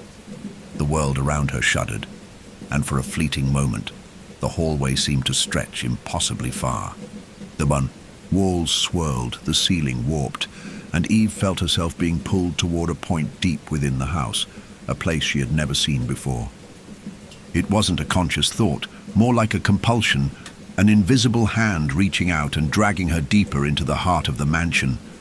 Her head spun, and the faint whisper of Nadia's voice echoed in her ears. "Finish it. Set us free. Wait." Closed her eyes for a moment, trying to steady herself. But when she opened them again, the hallway was gone. She was no longer standing in the mansion. Instead, she found herself standing in an unfamiliar space, a vast, dark expanse stretching out before her, a place that seemed both outside of time and within it. The air was thick with shadows, swirling like smoke, and the ground beneath her feet felt soft, as though she were walking on something that wasn't quite solid. Eve looked around in confusion, her heart racing as she tried to make sense of what was happening. The house, the mansion, had disappeared. All that remained was darkness and silence, and then she saw it. In the distance, a flickering light, like a candle's flame dancing in the dark. It called to her, its warmth beckoning her to move toward it. Her instincts screamed at her to run the other way, to turn back, but her feet carried her forward. With each step, the light grew brighter, sharper, until she was standing before it, staring at a door, a heavy wooden door that looked strangely familiar. The same symbols she had seen in the hallway were etched into the wood, glowing faintly with the same pulse of energy that had filled the stone at the heart of the forest. This was it, the hidden door, the one that would lead her to the truth, to the heart of the curse. But as she reached for the handle, the world around her twisted again. This time, the distortion was different.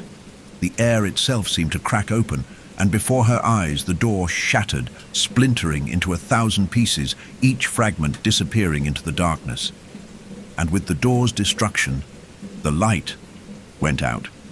She was plunged into darkness again, Eve's breath hitched in her throat, her body frozen with fear. What was happening to her? She had been on the verge of finding the answers, of breaking free from the curse, but now she was lost, trapped in a place where reality itself seemed to be collapsing around her. She felt the weight of the forest pressing in again, the whispers louder than ever before, pushing her toward the inevitable. It was then that she heard it, the sound of footsteps behind her. Her heart stopped. She spun around, her pulse pounding in her ears, and saw a figure emerging from the darkness. It was a shadow at first, but as it drew closer, the form took shape. A tall, thin figure, wearing a long cloak. And then, as the figure stepped into the faint light that remained, Eve's breath caught in her throat. It was Hugo, but it wasn't Hugo, not exactly. His eyes were wide, dark and empty, like black holes pulling her in. His face was gaunt, his lips parted in an expression that seemed both sorrowful and predatory. There was something deeply wrong with him, something twisted. "Eve," he whispered, his voice distorted, warping with an unnatural echo. "The forest is waiting. You must complete it. You must finish the ritual." Eve took a step back, her heart racing as the floor beneath her seemed to shift and pulse like living flesh. The shadows swirled around Hugo like tendrils reaching for her, pulling her into the darkness. She couldn't breathe, couldn't think. The house, the forest, the curse, it was all converging, wrapping around her like a noose. "No!" Eve gasped, her voice barely a whisper. "I won't do it. I won't complete the ritual." But Hugo's figure advanced, and the air seemed to crack with his presence. The ground trembled, and the darkness around them thickened, closing in, suffocating her. "You have no choice," Hugo's voice said, louder now, more powerful. "The pact is made. The ritual is set. You are the last piece. You can't escape what you were born into." Eve's body trembled with terror, her mind racing for a way out. She had to do something. She had to stop this. The walls of the world around her seemed to close in, the darkness pressing against her, suffocating her, trying to swallow her whole. And then, through the suffocating grip of the shadows, a flicker of light, distant, faint but unmistakable, appeared in her mind. A memory. A piece of something long forgotten. Lucian's voice echoed once more. "The choice is yours, Eve. But it's not just about breaking the ritual. It's about breaking the forest's hold on all of us. You can stop it, but not by running." Eve's chest tightened, the air burning in her lungs as she made her decision. She couldn't run anymore. The ritual, this curse, it had taken everything from her family, but now it was her turn to choose. The light, distant but clear, pulsed in her mind, and with it the final choice became clear. The light that had flickered in Eve's mind now burned brighter, pushing back the suffocating darkness that surrounded her. Her heart raced, not with fear, but with an unshakable clarity. She had felt it. The pull, the weight of the curse, the legacy of her bloodline, but now something else thrummed beneath it all. A faint but undeniable thread of resistance, a realization that had slipped past her in the chaos of her grief, her guilt, and her fear. She wasn't just the heir to the curse. She was also the one who could break it, and that was the key.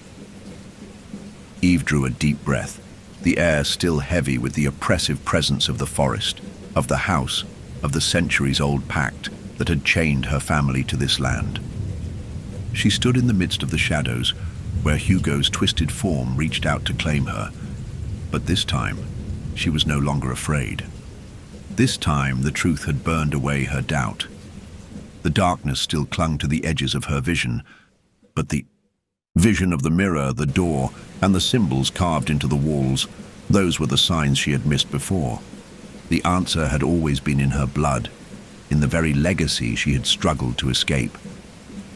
But it was also in the family secrets she had tried to forget. The pact had never truly been a choice. Her ancestors had made it out of desperation.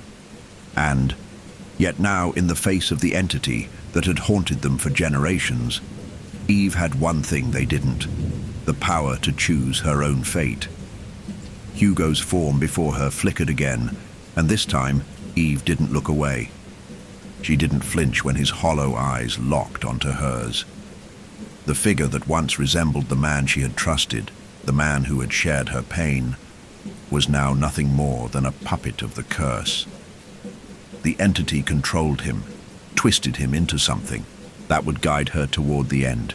She had to stop it. "You don't belong here anymore," Eve said, her voice ringing with newfound resolve.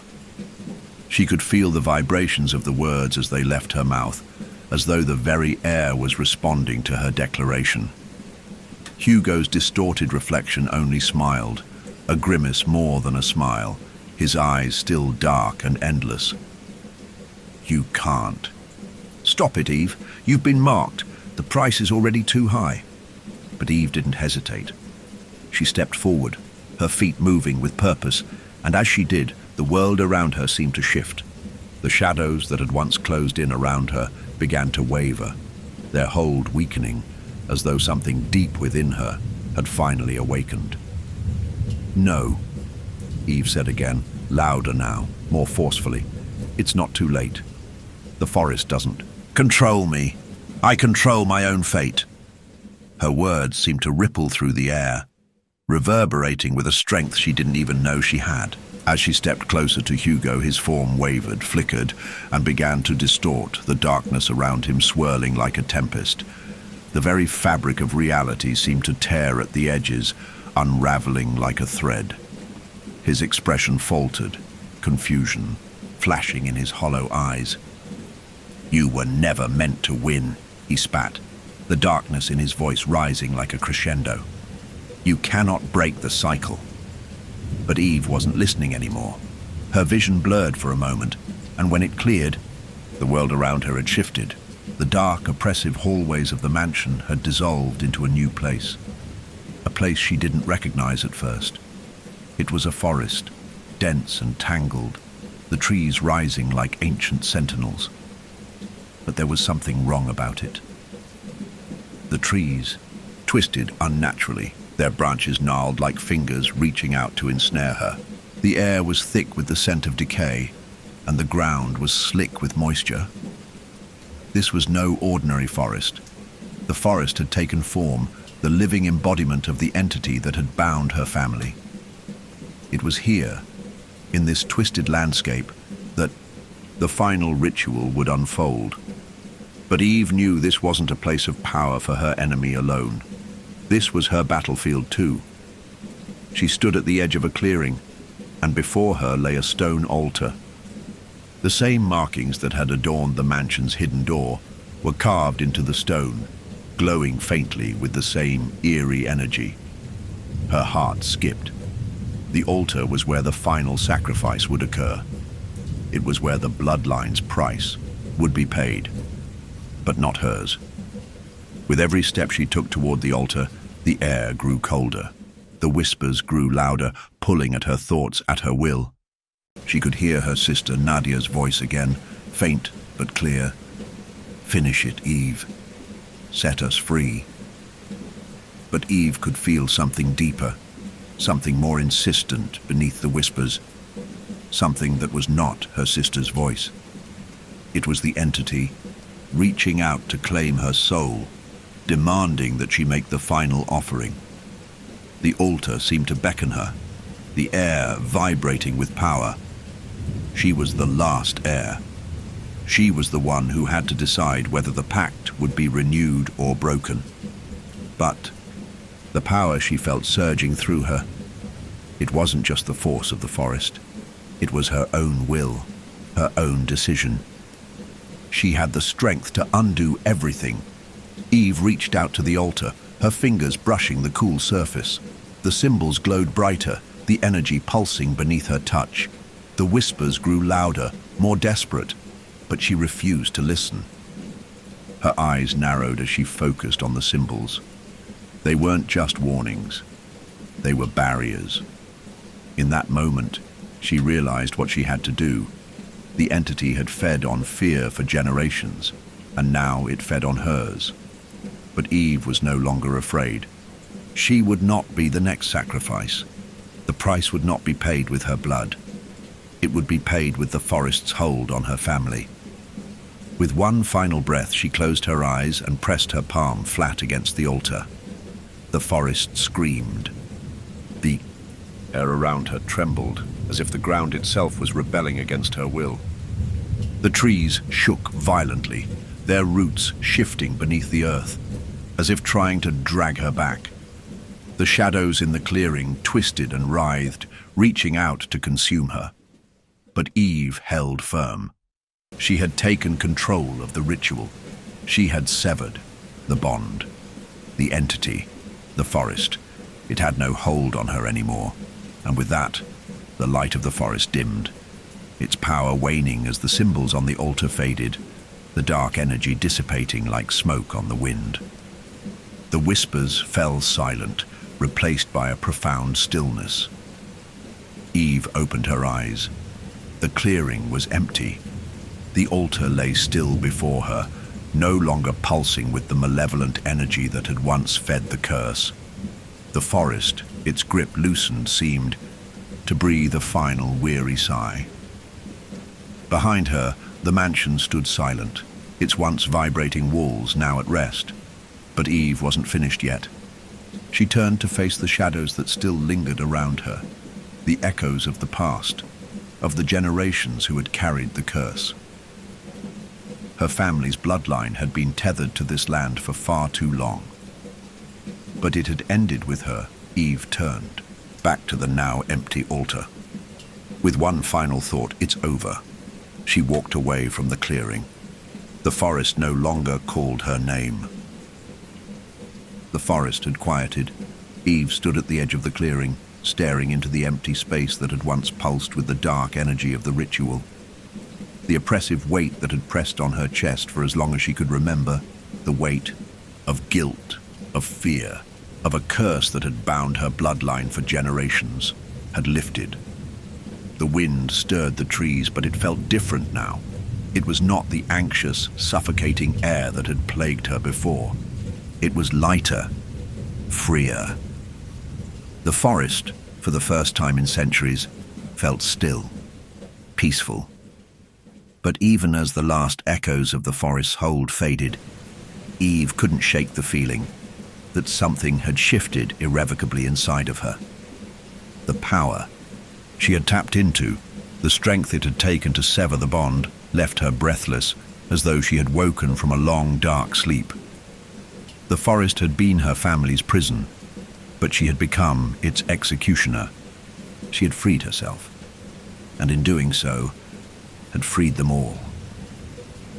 She turned back toward the mansion, the path that led from the clearing growing darker as the evening sun dipped below the horizon.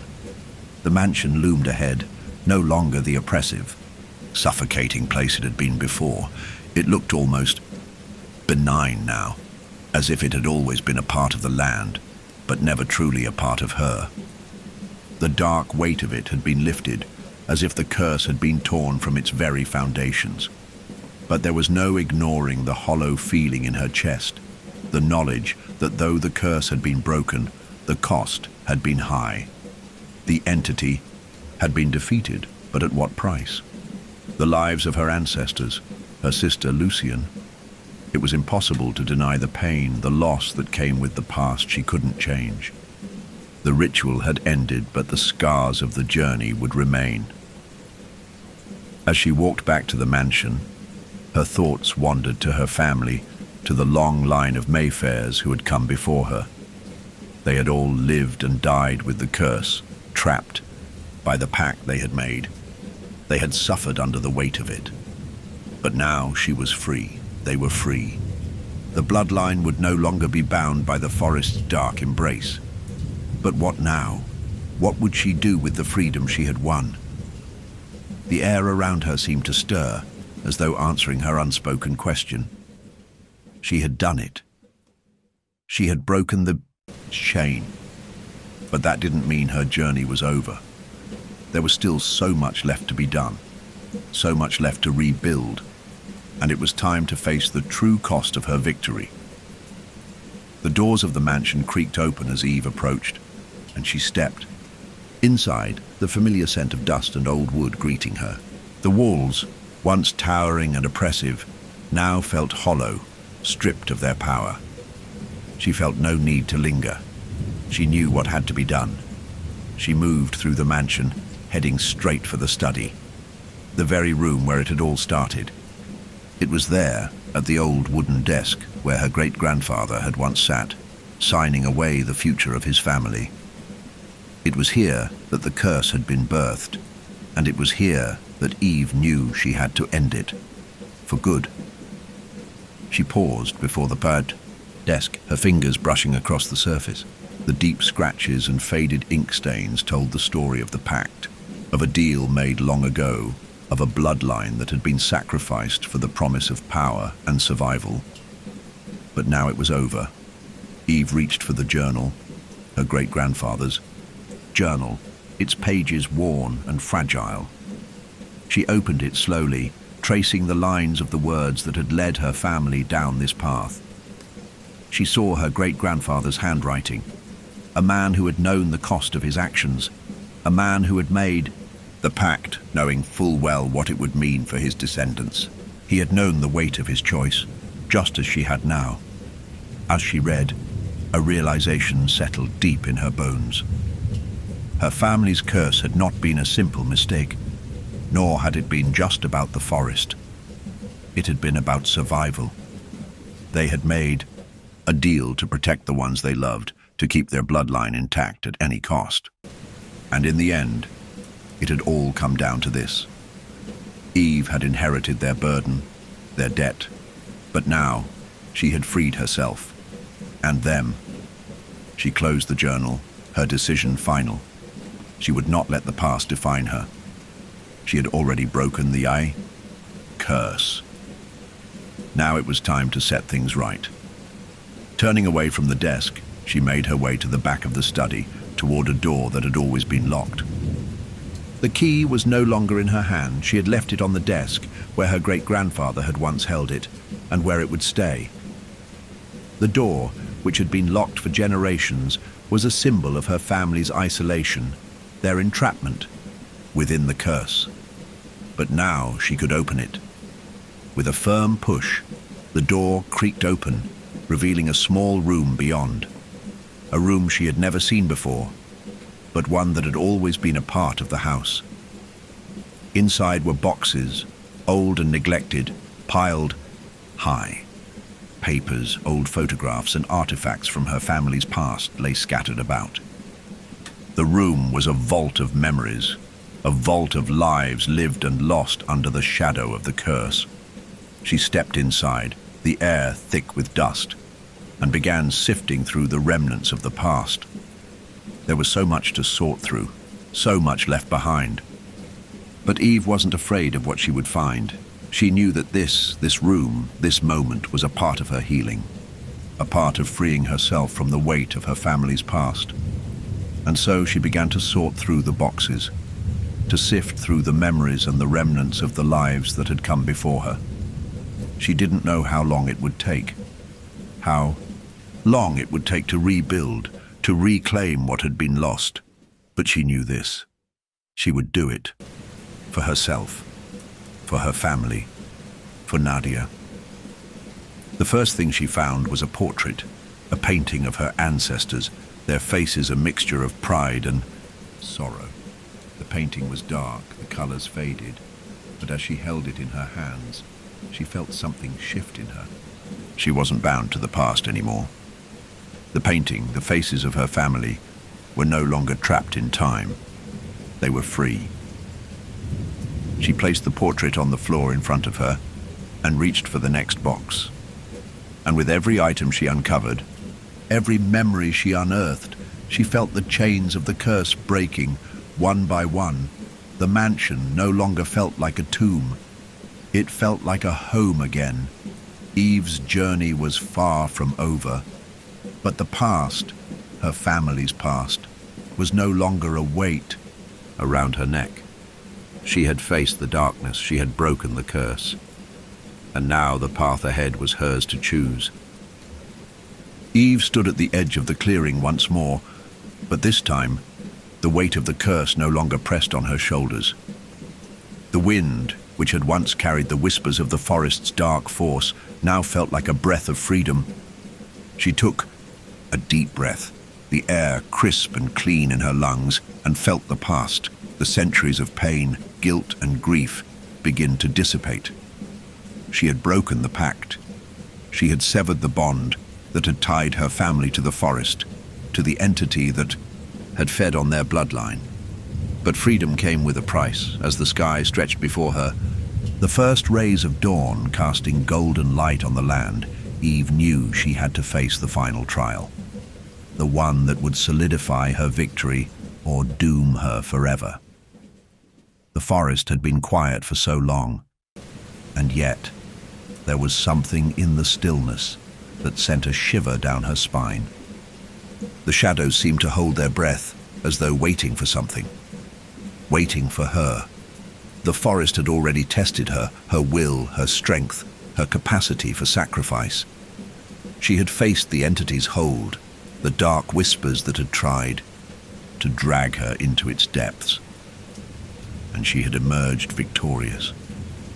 But even now, there was a lingering doubt in her mind. Could she truly escape? Could she sever the final ties that bound her to this cursed place? Or was she fated to carry its burden forever? Eve walked into the heart of the forest again, her footsteps light but resolute. The trees towered over her, their gnarled branches twisting like ancient hands, their roots winding deep into the earth. The air was thick with the scent of moss and decay, but it no longer felt oppressive. It felt almost peaceful, but she couldn't let her guard down. Not yet. She reached the spot where the stone altar had once stood, the very place where her ancestors had offered their blood to the forest, the place where the pact had been sealed. The altar was no longer there, its dark presence replaced by a sense of emptiness. The earth, where once the blood of sacrifices had been spilled, was now bare. The symbols that had been carved into the stone had faded, their power slipping away like water through her fingers. It was done. But then she heard it. A faint rustling, a whisper in the trees. The air grew heavy again, the quiet tension of the forest returning. Eve's heart raced as the shadow at the edge of the clearing stirred, and from the depths of the trees emerged the figure that had been haunting her since the beginning. The entity. It was not the same as before. Its form was more fluid now, shifting and shifting again, its shape unclear. One moment human, the next something inhuman. It was a creature of darkness, a thing born from the pact itself, a creature that had waited for centuries to be set free. The forest was its home, its power, its prison. And it was here to claim her once more. Eve's breath hitched as it stepped forward, the very ground beneath it darkening with each step. Its eyes, black pits of emptiness, locked onto hers, and, for the first time, she truly understood the power it held. The force that had controlled her family for generations, that had fed on their pain, their guilt, and their fear. You cannot escape, the entity's voice echoed, not from its lips, but from the very air around her. It was the forest speaking, its voice like the rustling of leaves, the groan of the earth, the howl of the wind. You are mine. The price has been paid. But Eve stood firm, her fists clenched at her sides. Not anymore. I've broken the pact. I've severed the ties. I've freed my family, freed myself. I will not be your sacrifice. The entity's form twisted in anger, its features contorting into something far more monstrous, far more alien. You think you have won. You have merely delayed the inevitable. The bloodline is mine, Eve. It will always be mine. No, Eve said, her voice steady, despite the fear coursing through her veins. The bloodline is mine, and it ends here. A cry, she reached for the symbols etched into the earth beneath her feet. The same symbols she had seen on the stone altar, on the mansion's walls, and in the forest itself. She placed her hands on the ground, pressing her palms against the cool earth, and felt the energy, the pulse of the forest begin to shift. It was a force older than time, a power that had been woven into the land itself. But now, Eve had control. She had taken her family's history into her own hands, and she would not let it control her anymore. The entity shrieked in fury, its form warping and twisting, its shadow stretching over the forest like a dark veil. But Eve stood her ground, feeling the power of her ancestors surge through her. She could hear them now, the voices of her family, the generations of Mayfairs who had come before her. They were no longer bound by the pact. They were free, and they were with her. The energy she had unlocked, the power of choice, of resistance, flowed through her like a river, pushing back the darkness, forcing the forest to retreat. The ground beneath her feet rumbled, the trees shuddering as if the forest itself were recoiling from the force she wielded. The entity screamed one last time, its voice an unearthly wail that seemed to shake the very heavens, and then, with a final furious lash, it dissipated. Its form broke apart like smoke on the wind, scattering into nothingness. The forest, once dark and oppressive, fell silent. Eve stood alone in the clearing, the echoes of the battle fading into the distance. The air around her was still, the wind, no longer howling, no longer carrying the whispers of the forest's dark power. The trees, once so gnarled and twisted, now seemed to stand tall and proud, their branches reaching toward the sky. The light of dawn broke through the canopy, casting soft rays across the ground, and for the first time, Eve felt the weight of the curse truly lift from her shoulders. The forest was at peace. Her family was at peace. And so was she. Eve turned and began the long walk back to the mansion. The journey ahead would not be easy. She knew that rebuilding would take time, that healing would take years. But for the first time, she felt hope. Hope for a future that wasn't dictated by bloodlines, by pacts, by curses. It was her future now, and it was finally her choice.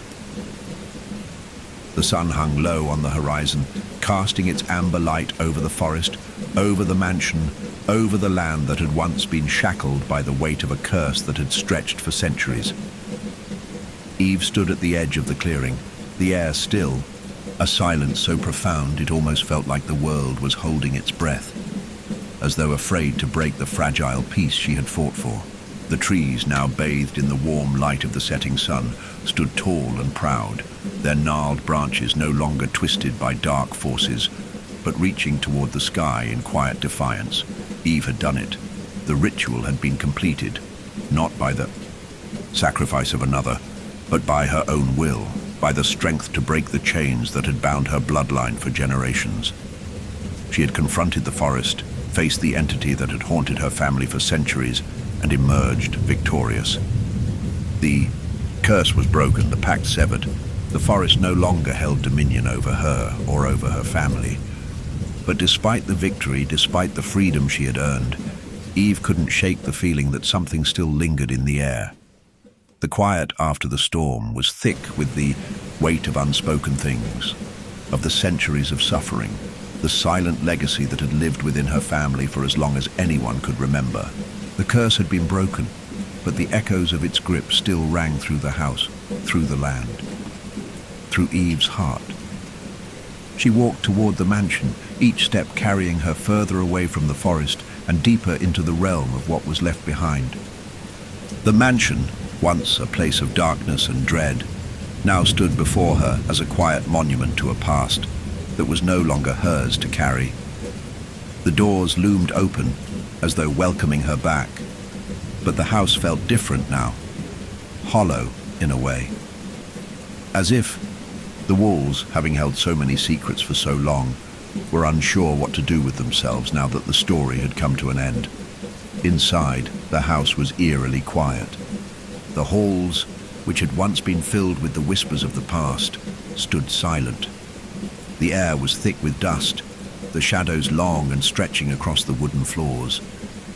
Eve moved through the mansion with slow, deliberate steps, each footfall reverberating through the empty space. The house felt abandoned now, as if it too had been released from the grasp of the forest's power, but had nowhere to go. She reached the study, the room where it had all started. The desk, the books, the journals, all were still in place. It was as if time had stopped here, holding its breath, waiting for something to change.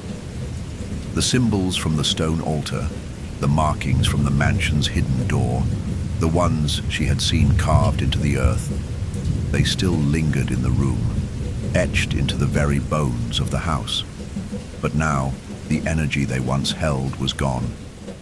The symbols, once pulsing with dark power, were now lifeless. The air felt lighter, but there was a heaviness to it, a void that only existed because of the history it had held. Eve stood before the desk, her fingers brushing lightly across the surface. The journal that had belonged to her great-grandfather lay open, the pages brittle with age, filled with the words of a man who had known the cost of his choices, but had never fully understood them. She could feel his presence here, the weight of the pact he had made, the burden he had placed on his descendants. But that burden was no longer hers to carry. She took a deep breath, and for the first time, she felt the shackles of her family's past loosen. It was time to let go. Time to step away from the weight of the bloodline that had tied her to this place, to the choices her ancestors had made long before her birth. With a final glance at the journal, Eve closed it gently and set it aside. The past was behind her. The house had held its secrets long enough. Her eyes wandered toward the window, and as she looked out over the land, she could see the forest standing in the distance. The same forest she had spent so much time fearing, so much time running from. But now, in the light of the dying sun, the forest didn't seem so threatening. It wasn't a prison. It wasn't a place of darkness. It was simply part of the world, part of the land that had always been there, waiting for the right moment to reveal itself.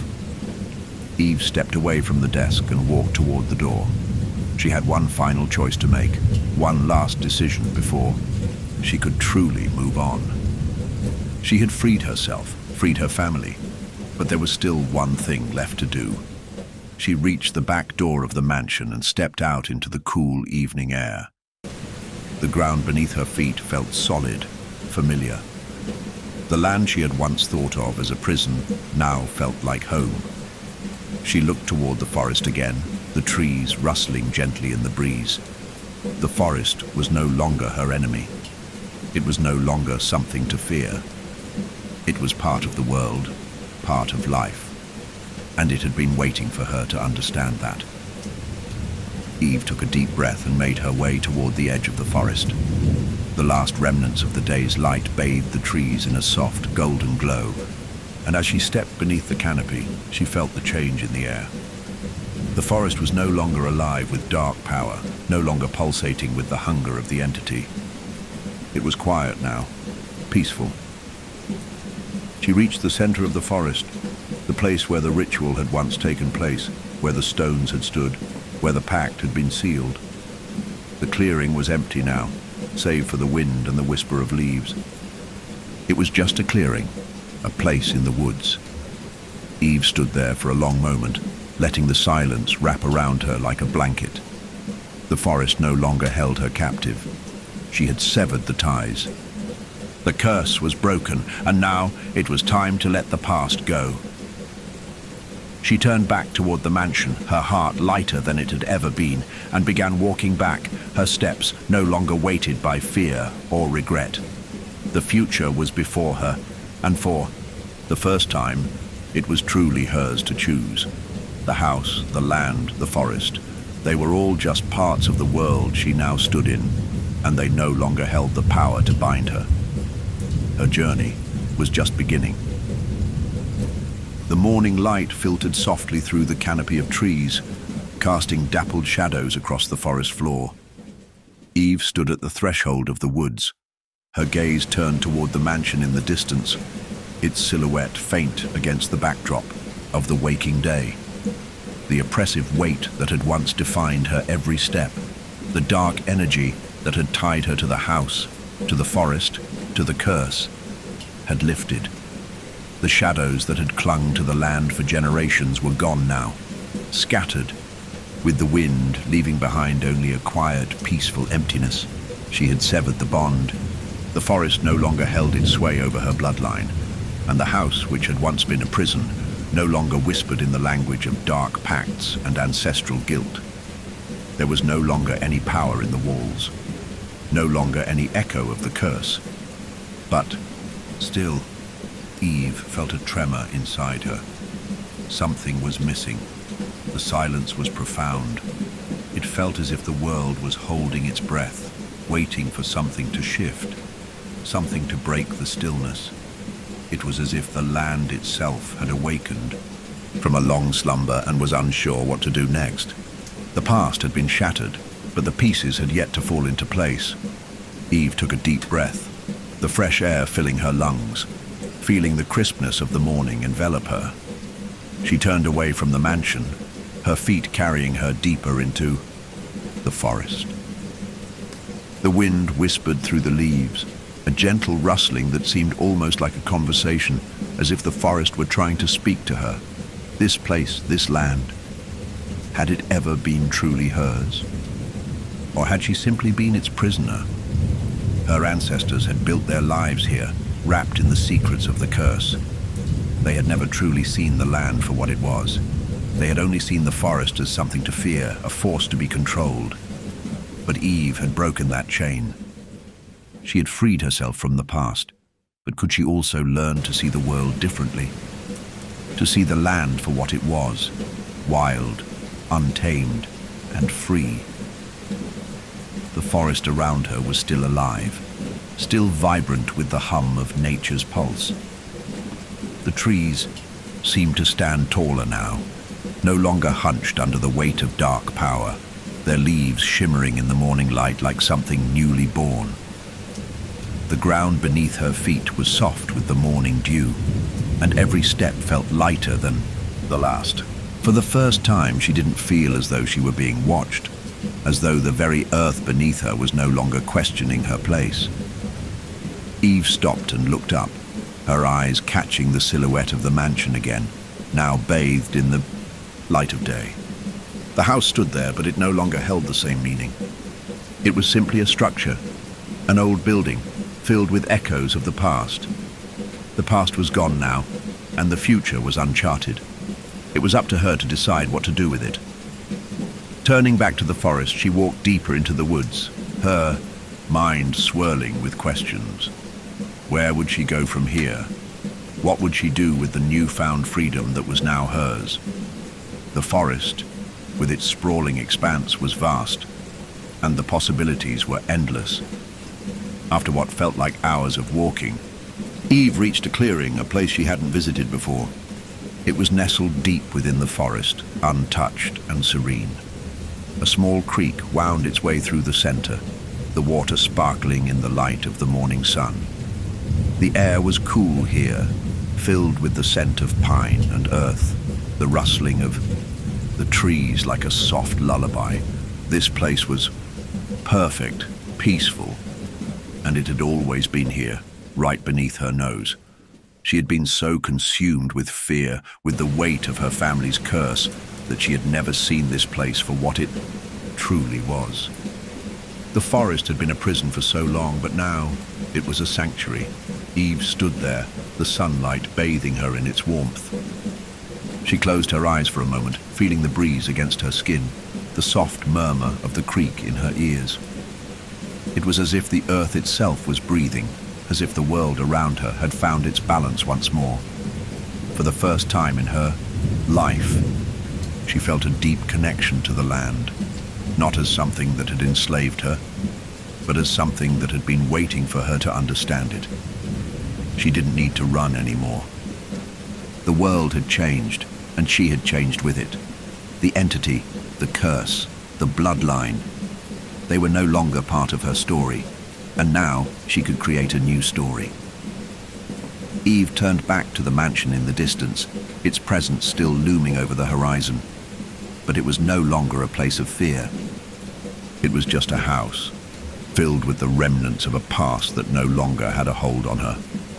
There was work to be done, but it was work she could now approach with a sense of freedom.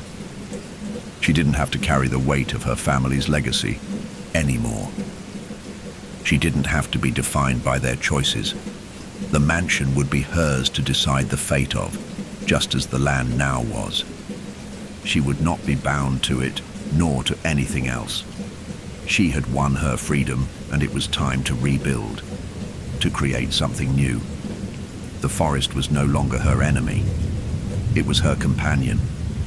And as she turned to leave the clearing, Eve understood that this was just the beginning. She had faced the darkness, faced the forest's wrath, and emerged stronger than she could have ever imagined. But now, it was time to shape the future. Her future.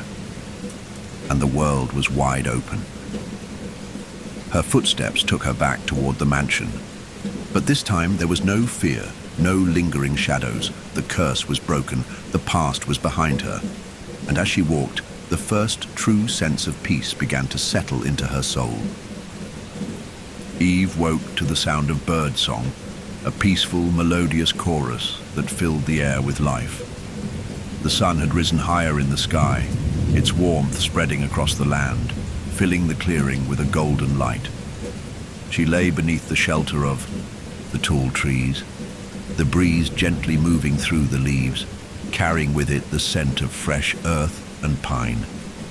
For a long moment, she stayed still, listening to the natural world around her. The forest, once a place of suffocating power, now seemed vibrant, alive in a way she had never experienced before. It was as if the trees were reaching out to her, welcoming her into their embrace. The weight of the curse was gone. The forest, the land, the mansion, they no longer held the grip they once had. It was as if everything had exhaled, freed from a centuries-old breath that had lingered far too long. And with that exhale, Eve realized something profound. The forest, the mansion, the house. These were not places that had been haunting her. They had simply been waiting for her to reclaim them, waiting for her to see them not as prisons, but as part of the world she was now free to shape.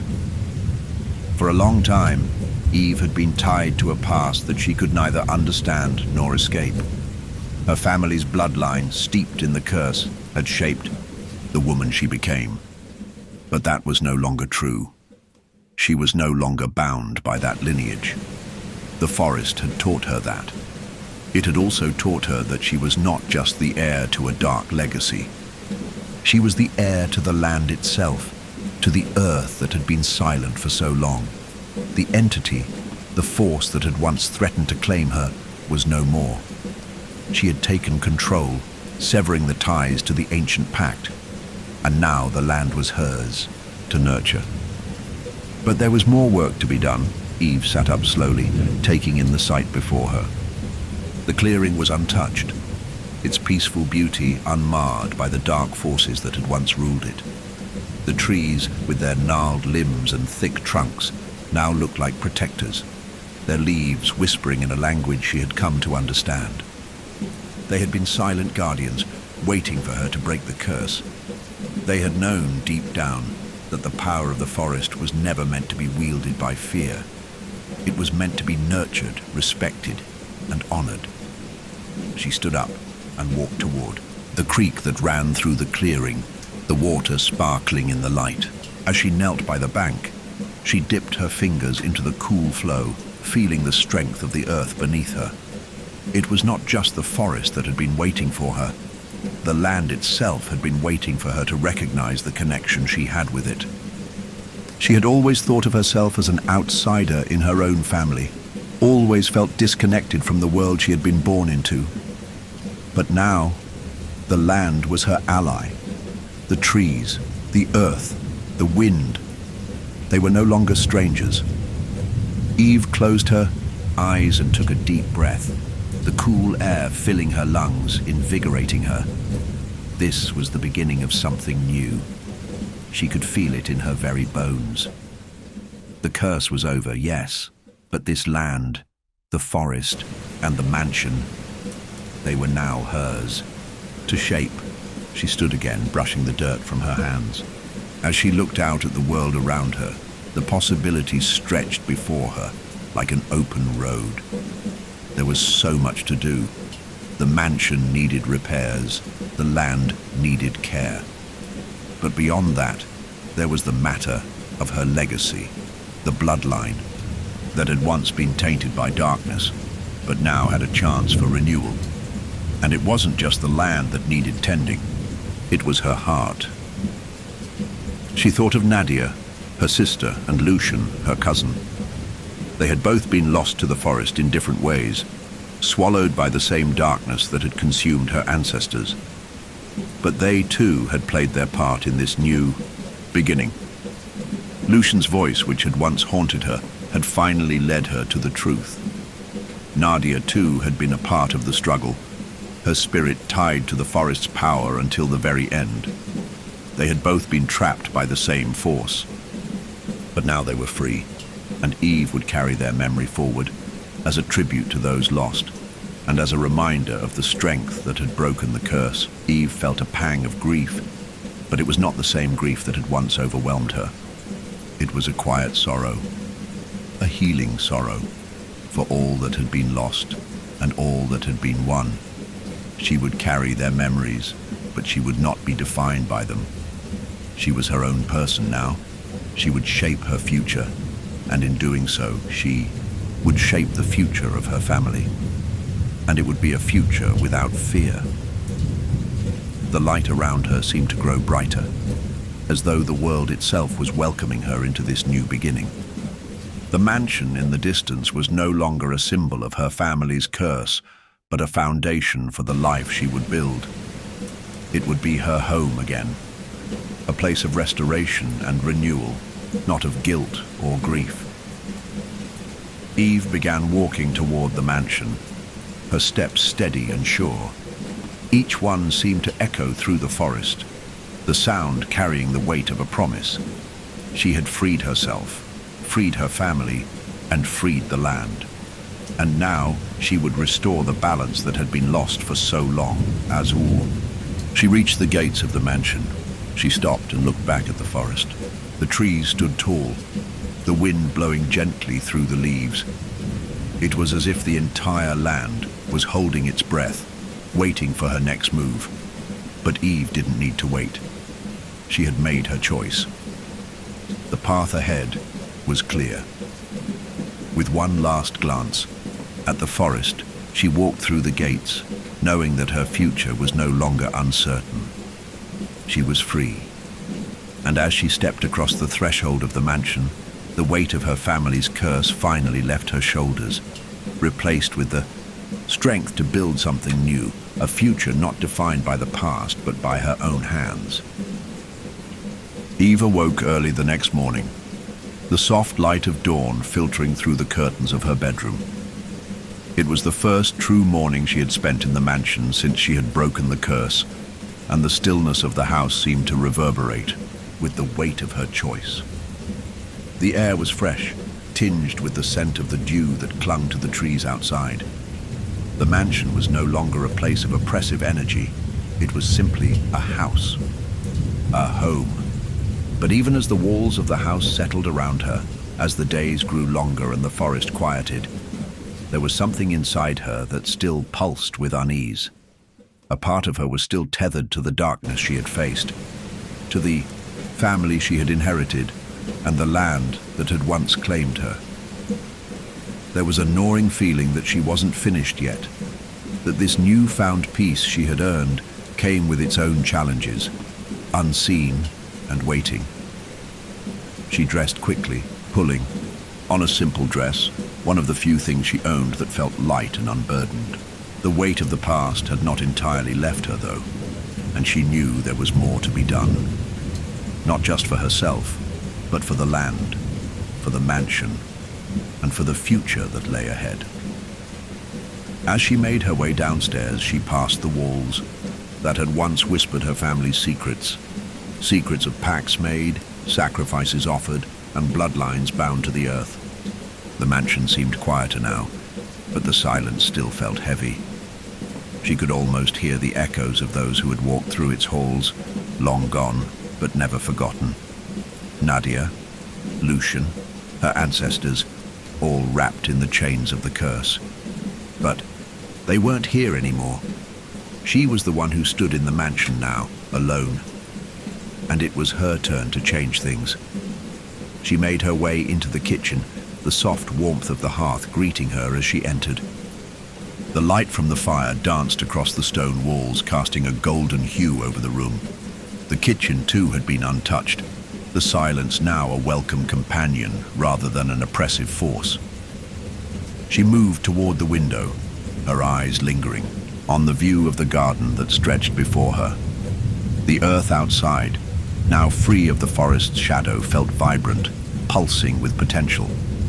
The garden had long been neglected, choked by weeds and overgrowth, but Eve could see the promise of new life in it too. Her mind swirled with possibilities, her thoughts moving faster than her hands could work.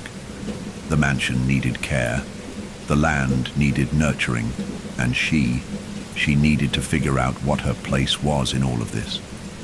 Could she really escape the legacy of her family? Could she truly start anew? A soft knock at the door interrupted her thoughts, pulling her back to the present. She walked toward it, her hand hesitating on the handle for a moment before she opened it. Hugo stood on the doorstep, his expression uncertain, the familiar sadness still lingering in his eyes. He had been a constant presence through it all, the man who had known too much, who had kept so many secrets, but who had also been part of her fight to break free. His hair was a little messier than usual, his clothes simple, but there was a certain weight in the way he stood, as though he too was waiting for something. "Eve," he said softly, his voice carrying the familiar hint of remorse. "I hope I'm not disturbing you." "You're not," she replied, her gaze steady, as she stepped aside to let him in. "It's good to see you." He entered the house, his footsteps echoing softly on the wooden floor. Eve led him to the kitchen, where they both sat across from each other, the space between them thick with unsaid words. Hugo broke the silence first, his gaze not quite meeting hers. "I came to say thank you for everything. I never thought it would come to this. I thought the curse, well, I thought it was unstoppable." Eve's heart tightened at the look in his eyes. He had been through so much.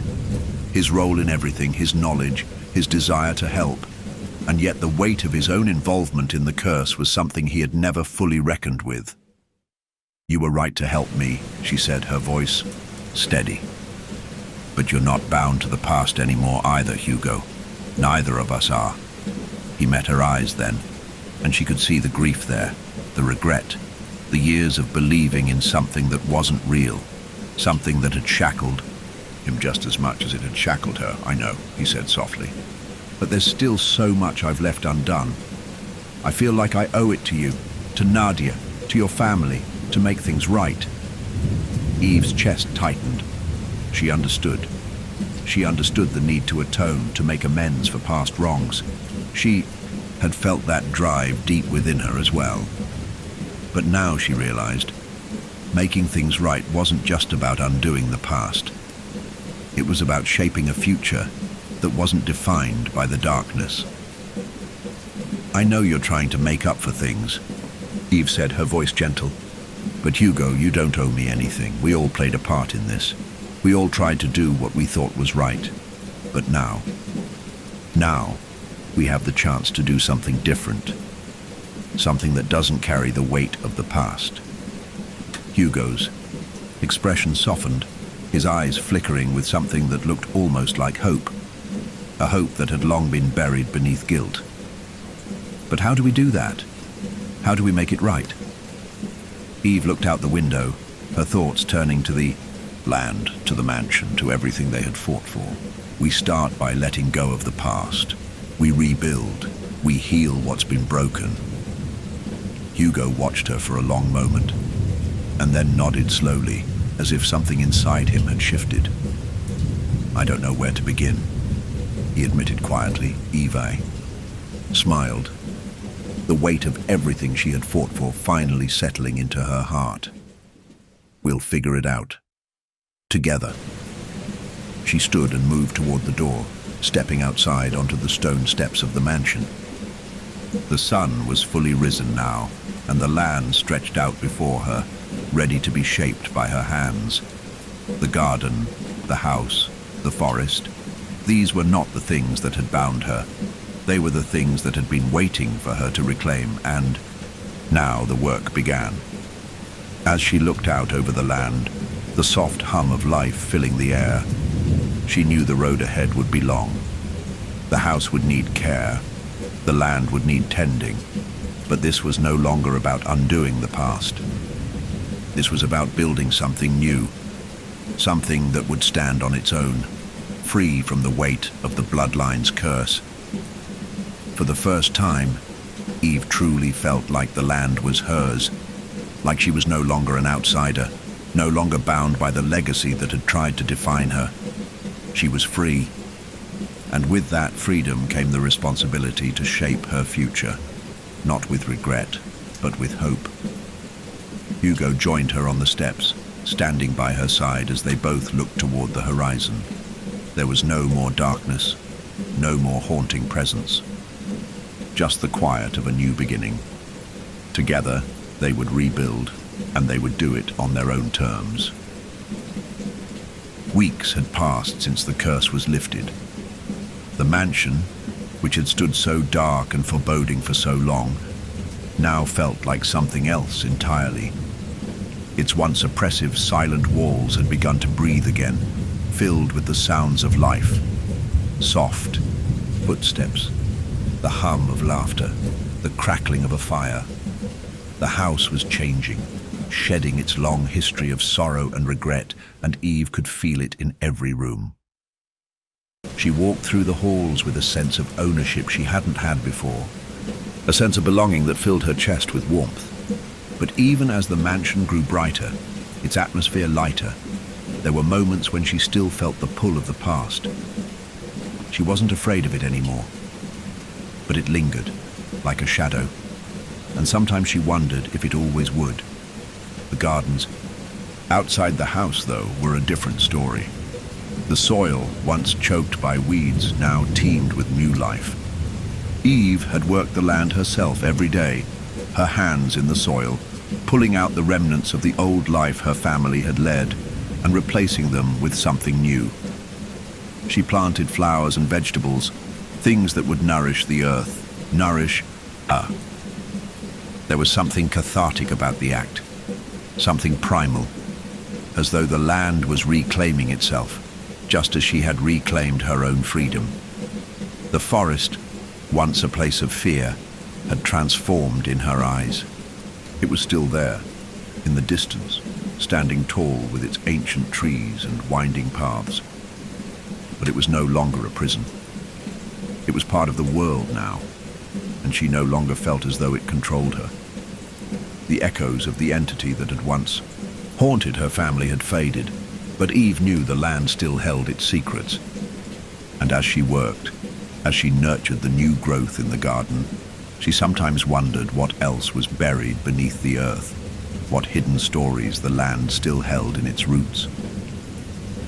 She was out in the garden one morning, the air crisp and fresh, as she knelt to pull weeds from the base of a young apple tree, when Hugo came to join her. He had become more of a fixture in her life than she had expected. His presence, at first a reminder of the burden of the past, had become something steadier, a partner in this new beginning. He was learning too, learning to let go of his own guilt, to let the land heal not only him but his own fractured history.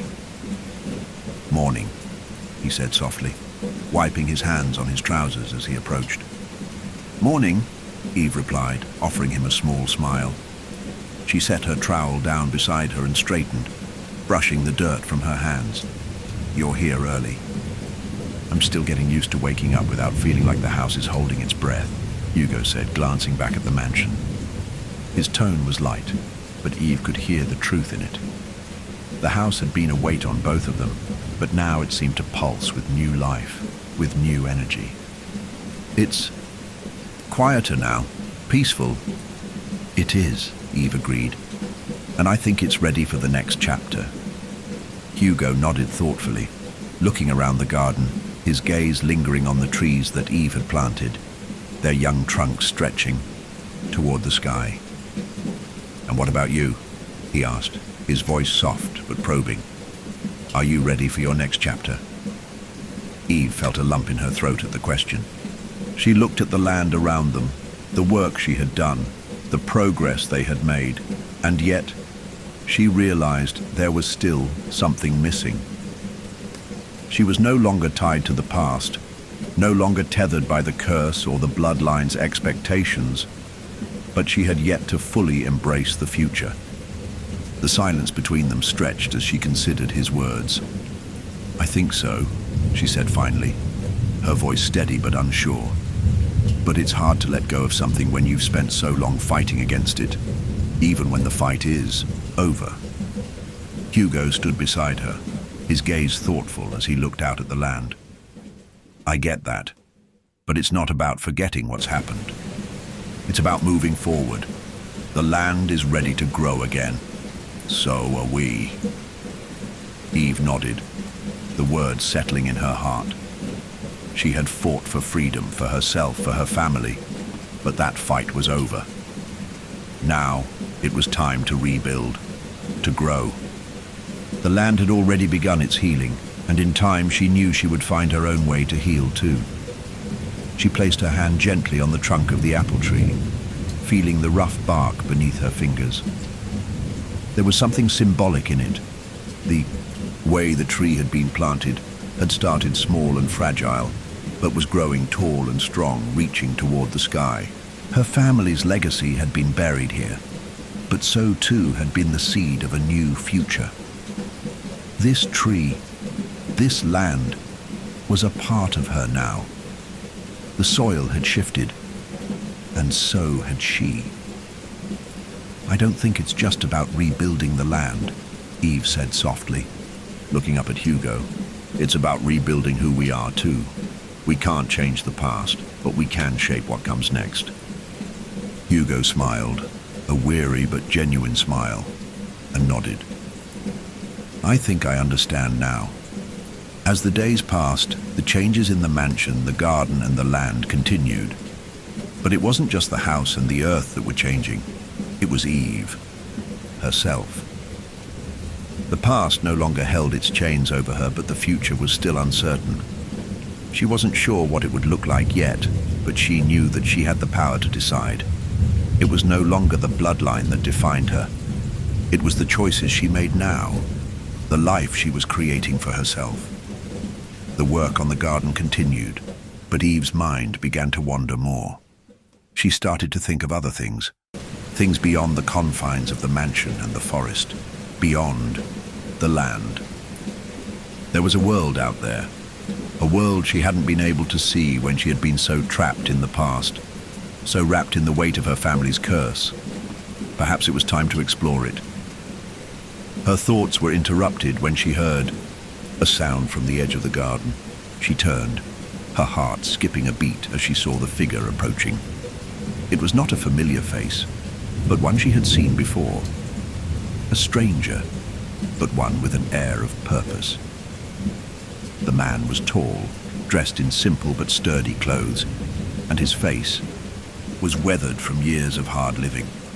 He walked toward her with confidence, his eyes fixed on her as though he had been searching for her.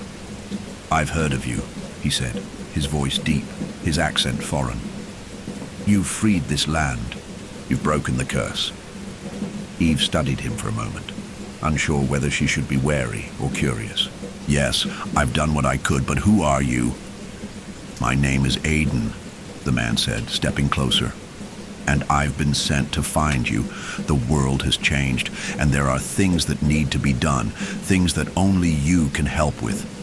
Eve's chest tightened. She had just started to reclaim her life, to heal from the years of suffering. She wasn't ready to step back into the world that had been so cruel to her. But something in Aiden's eyes made her hesitate. He was not an ordinary traveler. He had a purpose, and it was tied to her somehow. "Things that only I can help with," Eve repeated, her voice calm but uncertain. "What kind of things?" Aiden glanced around, his expression grave. "You've broken the curse here, but the world is still under threat. There are others, places that still suffer from the same darkness. The fight is not over." Eve's pulse quickened as the weight of his words settled into her bones. She had thought the battle was done. She had thought she had freed herself from the forest, from the curse, but now she realized that her journey was far from over. There was still so much to do. The land she had fought for, the legacy she had broken free from, it was only the beginning.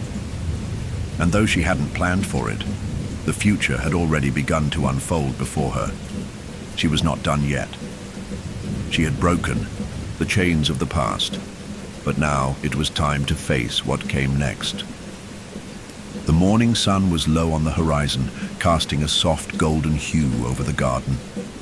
The land had transformed from a place of shadows to a space of growth, with the tender roots of the new beginning taking hold.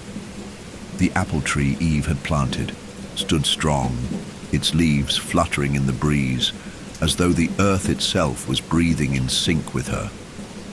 For the first time, it felt as though everything she had worked for, everything she had fought for, was truly taking shape. But as Aiden's words settled in, so did the weight of something new. The world outside her land, outside the sanctuary she had so carefully built, was still mired in darkness. There were places beyond her family's curse that had yet to be freed, and from the intensity in Aiden's eyes, she understood this wasn't just a call to action. It was a summons, a new chapter. She felt the pull. Eve stood at the edge of the garden, gazing out beyond the fields she had worked so hard to restore. The forest, though no longer a prison, still whispered its ancient secrets, its depths hiding stories of untold power. Her heart swelled with conflicting emotions, the deep satisfaction of having broken the chains, of restoring peace, and the underlying fear that the future was still uncertain, a road not yet walked. She had won freedom, but Aiden's appearance reminded her that there was more to this story, more beyond the horizon of the land she had just begun to heal. Aiden waited a few paces away, respectful of her silence, his face unreadable but focused. His presence, though unexpected, felt important. The way he had spoken, like someone who knew the way forward but had yet to reveal the path, pulled Eve from the comfort of her newfound peace and placed her in the thick of uncertainty once more. "I've freed my family, I've freed the land," Eve said quietly, her voice holding the weight of her journey. "But what else is there? What more do you need from me?" Aiden's gaze softened, and he stepped closer. "You've freed yourself, Eve. You've set your family's legacy on a new path. But the world, it needs you. There are others, places that still carry the burden of ancient pacts and darkness. The fight, your fight, it wasn't just against what bound your bloodline, it was always bigger than that." Eve felt her heart tighten at his words. She had always thought the curse was something that was hers to conquer alone. But now, as she stood in the quiet of the garden, she realized that the battles of the past were simply one piece of a larger puzzle. There were others who had been left behind, still struggling under the weight of the same ancient forces. Aiden continued, his voice low and steady. "The power you freed here, the strength you've unlocked within yourself, it's a part of something greater. There are places far beyond these woods that need someone like you. someone who has seen what it takes to break the chains of fear. Eve's chest tightened, and for a moment she thought of the land that had been her prison, of the family she had lost, and of the world outside that still held its shadows. She had given so much already. She had broken the chains of her bloodline, fought the darkness that had consumed her ancestors, and yet Aidan was right. There was more to be done, more that only she could do. Aidan's gaze softened, but his eyes were filled with something deeper now, a quiet understanding that passed between them. "I'm not asking you to fight alone," he said, his voice a calm anchor to the storm of uncertainty inside her. "You have something the world needs, a gift that's not just tied to this land, to this house. It's tied to you." Eve stepped back, her eyes never leaving Aidan's. She could feel the weight of his words, the burden they carried. She had already given so much of herself, and the road ahead seemed both daunting and distant. But in her heart, she felt it. The same pulse of power that had surged through her when she had broken the pact. The same energy that had pushed her to fight, to change her fate, to face the darkness head-on. That power was still there, inside her, and it wasn't just hers. It belonged to the world.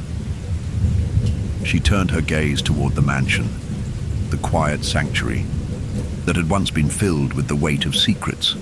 It was still there, standing strong in the distance, a symbol of everything she had fought for, everything she had reclaimed.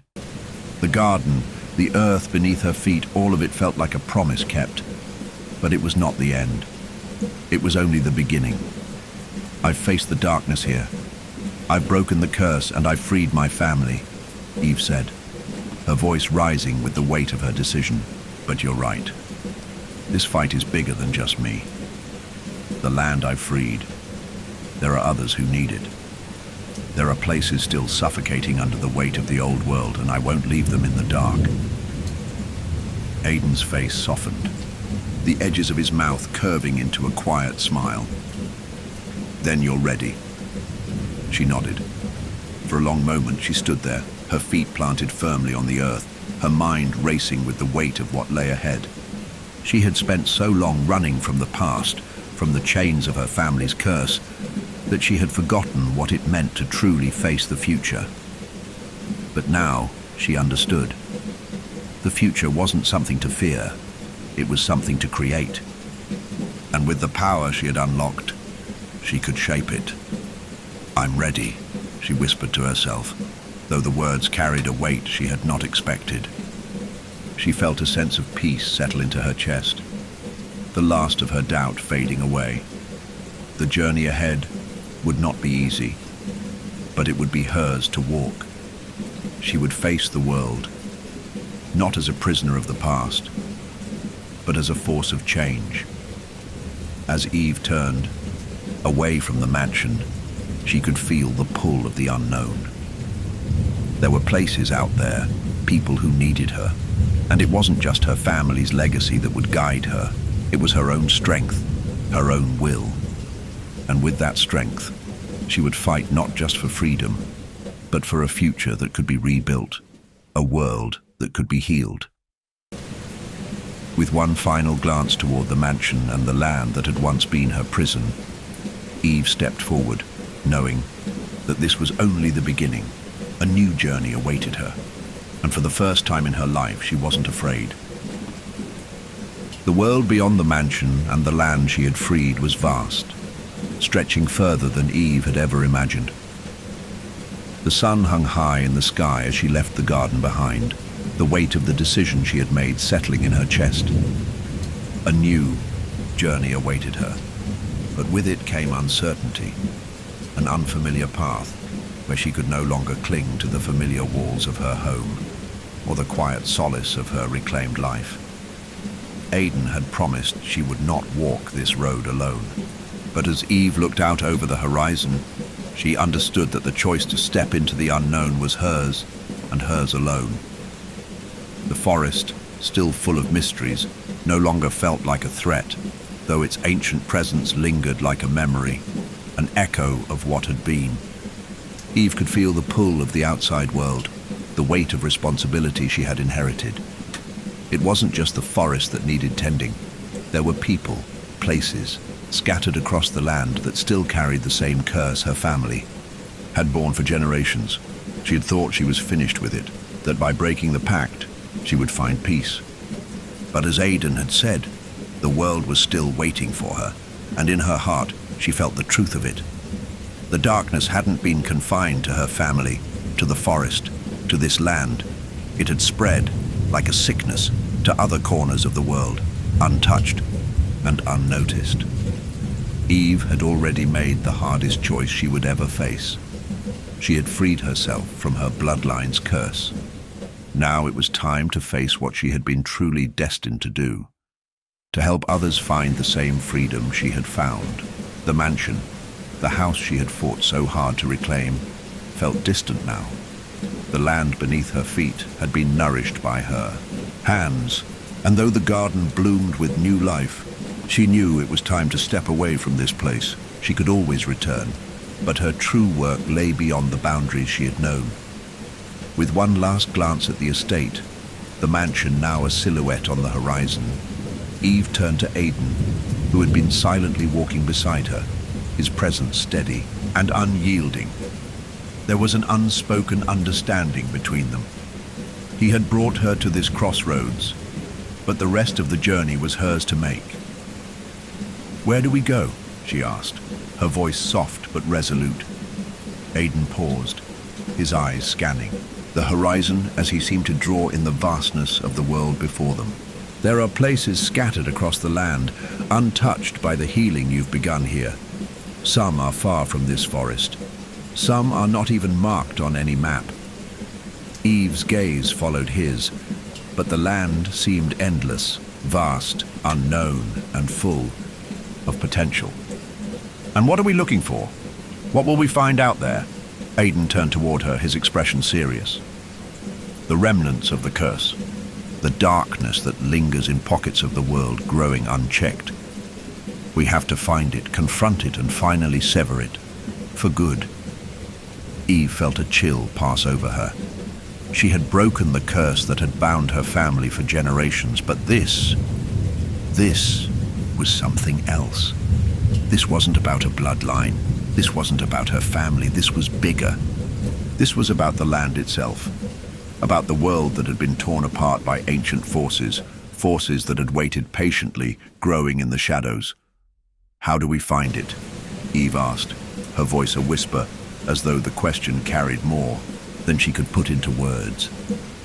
Aidan smiled faintly, his gaze softening. "We don't find it, it finds us. The darkness always does." There was a finality in his words, a quiet truth that Eve couldn't deny. Her journey had only begun. The road ahead was uncertain, filled with danger, with darkness, but it was a road that was hers to walk. The past, her family's legacy, was no longer something she had to outrun. It was part of her, yes, but it was no longer a shackle. It had freed her in a way that had never seemed possible, and now she would free the world from the same weight. Together they set off, walking side by side toward the unknown.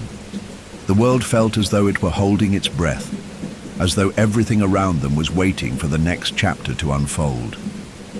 The landscape stretched out before them, mountains, valleys, forests, and fields, each one filled with its own mysteries. Eve could feel the weight of it all. The past, the future, the people who still suffered, still fought in the shadows.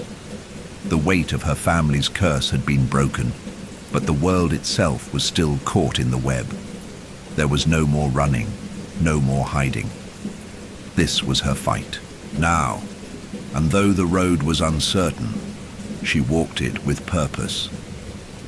The air felt fresher with each step. The land was vast, but it was alive, and with each mile they covered, Eve felt a new connection to it. This was her world to protect, her world to heal. She She had learned that the forest, the mansion, the curse, none of them had ever been her enemy. The real enemy was the way the world had been shaped by forces older than anyone could remember. Forces that had fed on fear, on power, on control. And now, Eve had the strength to challenge them. As the hours passed, the sun climbed higher, casting long shadows behind them. The road ahead was unknown, but with each step Eve took, it felt less and less like she was leaving something behind. She was walking towards something, a new chapter, a new world. The air around them seemed to hum, like the first note of a song yet to be fully heard. Eve had broken the chains, and now it was time to rebuild. The darkness might still be out there, waiting for its chance to return. But this time, she would face it. This time, she would ensure it never had the power to rise again. Eve's journey had only just begun, and the world was wide open, filled with endless possibilities. Eve had expected the road to be uncertain, but nothing could have prepared her for the strange, silent emptiness that seemed to follow them. The land was vast, stretching for miles before her, the landscape unfolding like a story that had been waiting for her to write its next chapter. But even in the distance, where the hills met the sky, Eve could sense that something was watching. Something was waiting.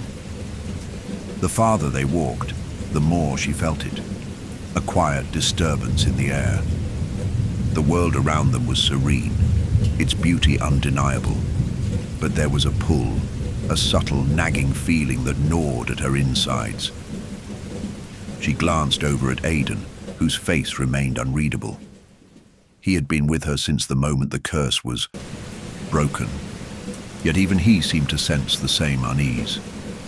His pace never faltered, but there was a subtle tension in the way he held himself, as if his body were already preparing for something unseen.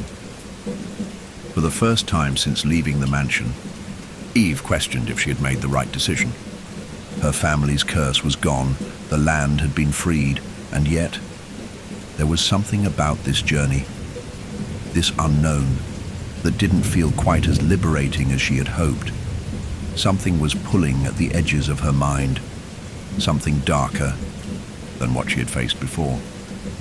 They had left the mansion behind, but its echoes were still with her. Not just the walls or the trees, but the memories, the whispers that had once surrounded her family. Those whispers had quieted for the moment, but Eve couldn't shake the feeling that the past was never truly gone. It was buried, but not defeated. And it was only a matter of time before it rose again. They reached the edge of a thick forest, one unlike the one she had left behind. This one felt different. The trees loomed darker, taller, their trunks blackened as if charred by fire. The air here was thick, oppressive, as though it were holding its breath. Eve stepped forward, her feet sinking into the earth beneath her, and immediately felt the shift in the atmosphere. The gentle, welcoming pull of nature had been replaced by something more dangerous. Aidan stopped beside her, his gaze narrowing, as he looked into the dense thicket ahead. "This is where the darkness still lingers," he said quietly, his voice barely above a whisper. "We're getting closer." Eve could feel the hairs on the back of her neck rise. Something was wrong. The land around them seemed to hold its breath, waiting for them to take the next step. The forest felt alive with an ancient power that had not yet been quelled. "How do you know?" Eve asked, her voice low, as if speaking too loudly would awaken something in the trees. Aidan's expression grew solemn, his eyes scanning the dense canopy above them. "This forest is different. It wasn't just the pact that tainted your land. It's far more widespread than you realized. There are pockets, places where the curse still thrives. They hide, waiting for the right moment to rise again." Eve's heart pounded in her chest. "And how do we stop it?" Aidan turned to her, his eyes grim. We don't stop it by just breaking the pact. The curse isn't something that can be erased entirely. It's woven into the fabric of the world itself. You can't undo what's been done, but you can fight it.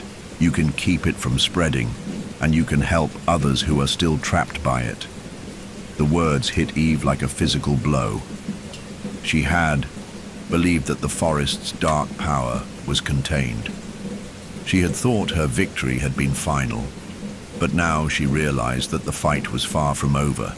The darkness had simply moved into the shadows, biding its time, waiting for the right moment to strike again. Then what do we do? Eve asked, her voice filled with determination. How do we find it? How do we stop it? Aiden's gaze flickered toward the dark forest before them. We search, we track it down, and we face it. We fight it wherever it tries to grow. But be careful. This is unlike anything you've faced before. Eve nodded, her resolve hardening. She had faced the darkness within her family. She had fought for her freedom. Now she had to do the same for the world. But this battle would be different. This time it wasn't just the land that needed saving. It was the world itself. And the shadow of the curse stretched far beyond anything she had ever imagined. As they stepped into the heart of the darkened woods, the air grew colder. The trees pressed in on them, their twisted branches reaching down like skeletal hands, their bark slick and dark with decay. The forest was silent, but there was a strange hum in the air, a vibration that ran through the ground beneath their feet.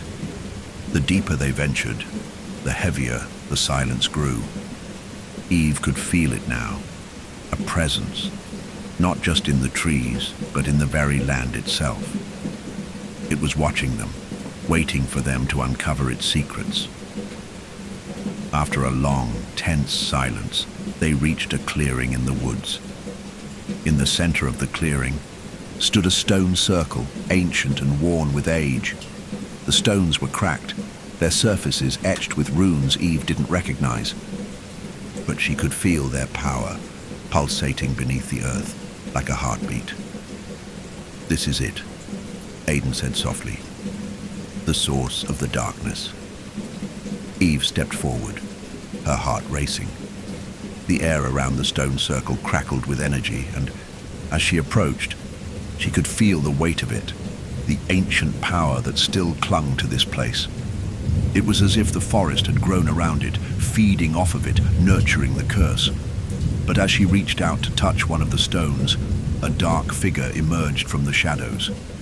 It was tall, cloaked in tattered black robes that seemed to shift like smoke. The figure's face was obscured, but Eve could feel its presence, the weight of its malice pressing in on her. The curse never truly ends, the figure rasped, its voice like the rustling of dry leaves. You can't escape it. You can't undo the work of centuries. Eve stood her ground, her heart pounding in her chest. She could feel the power of the forest, the same power that had once bound her family, now turning against her. But she wasn't afraid.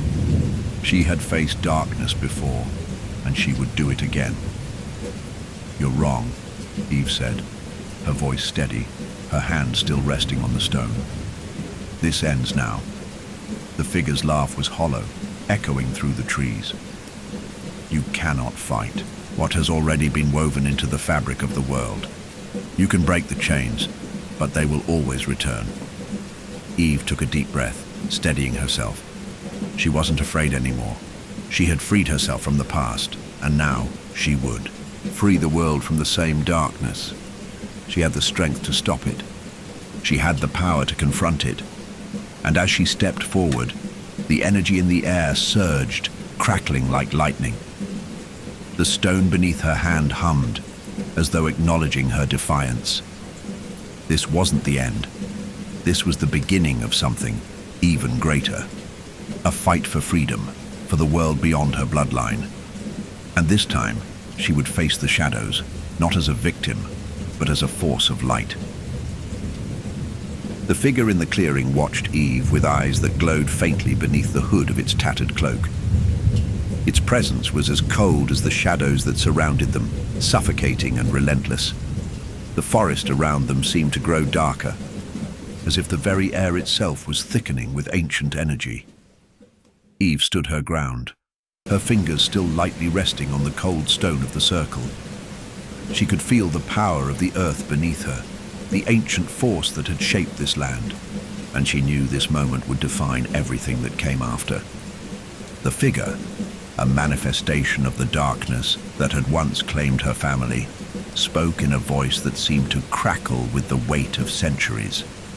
"You think you can undo what has been done," the figure rasped, its voice a low, bone-chilling whisper. "You think you can sever the threads that have bound this world together for so long, but you are wrong."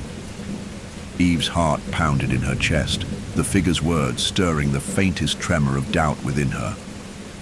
She had broken the curse that bound her bloodline. She had freed herself from the forest's grip. But this was something different. This wasn't just a curse.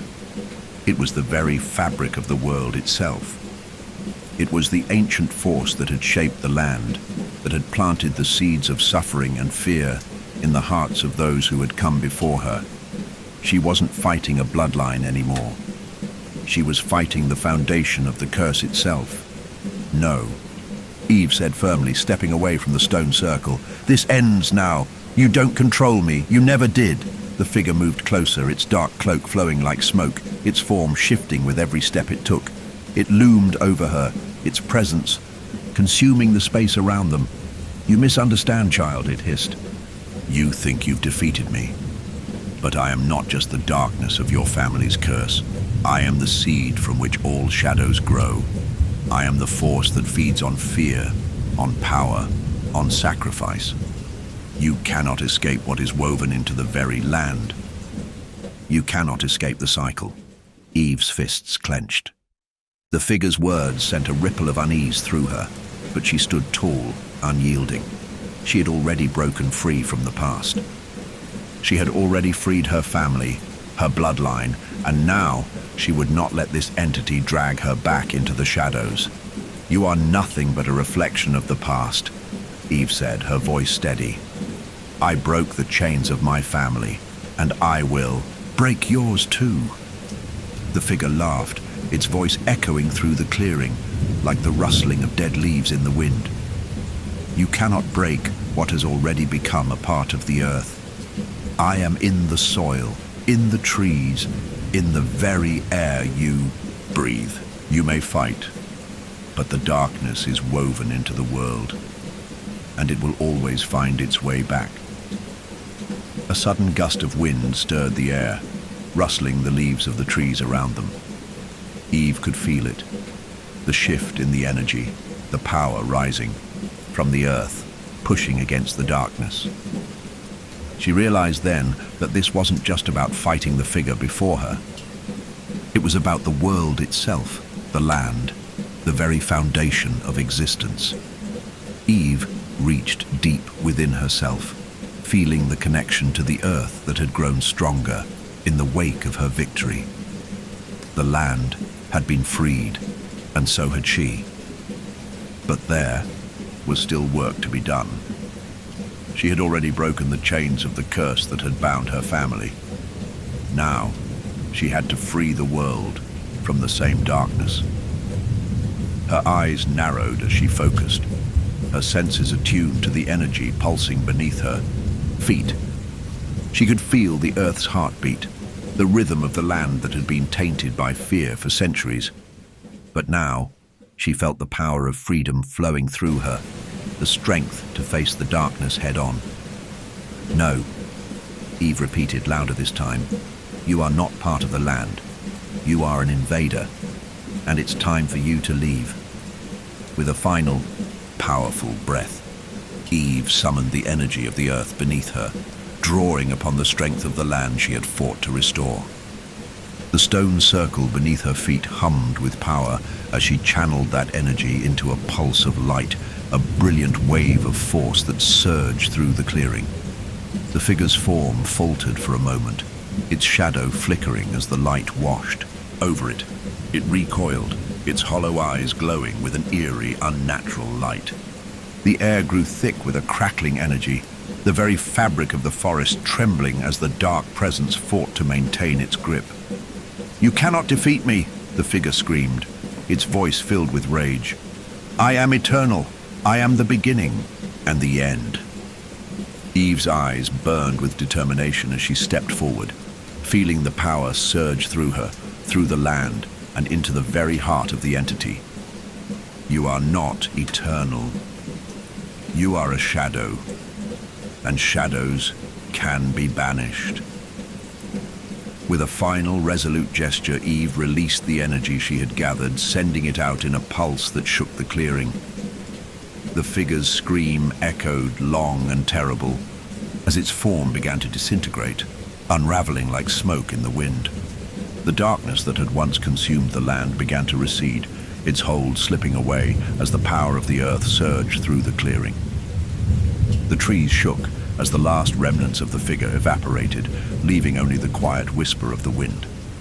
Eve stood in the clearing, breathing heavily, her body trembling with the force of what she had just done.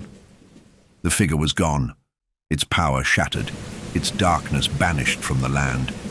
But as the forest fell silent once more, Eve knew this was only one battle in a much larger war. There would be more places that still carried the weight of ancient shadows. There were still corners of the world where the curse lingered, where fear and darkness still held sway. But Eve was ready. She had freed herself, and she had freed this land. Now it was time to help others find the same peace, the same freedom. Aidan stepped up beside her, his expression solemn but filled with quiet approval. "You've done it," he said softly. "The darkness is gone."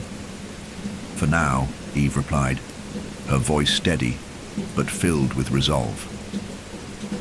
"But there's still more to do. There's still a world to heal." With one final glance at the clearing, Eve turned away, her path clear before her. The darkness may still linger in some corners of the world, but she would find it. She would face it, and this time, she would not fight alone. The quiet that followed the vanishing of the dark figure was profound. Eve stood in the clearing, the weight of what had just transpired hanging in the air like the last tremors of a storm. The forest around her seemed to be breathing again, its heavy silence now replaced by the soft rustling of leaves and the distant chirping of birds.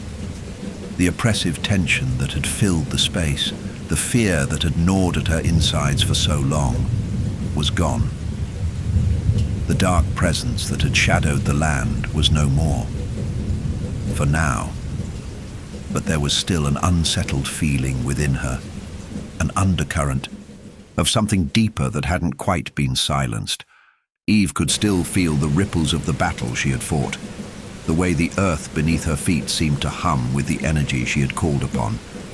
She had defeated the darkness, but as the figure had warned, it wasn't gone forever. She understood now that the curse wasn't just a force tied to her bloodline.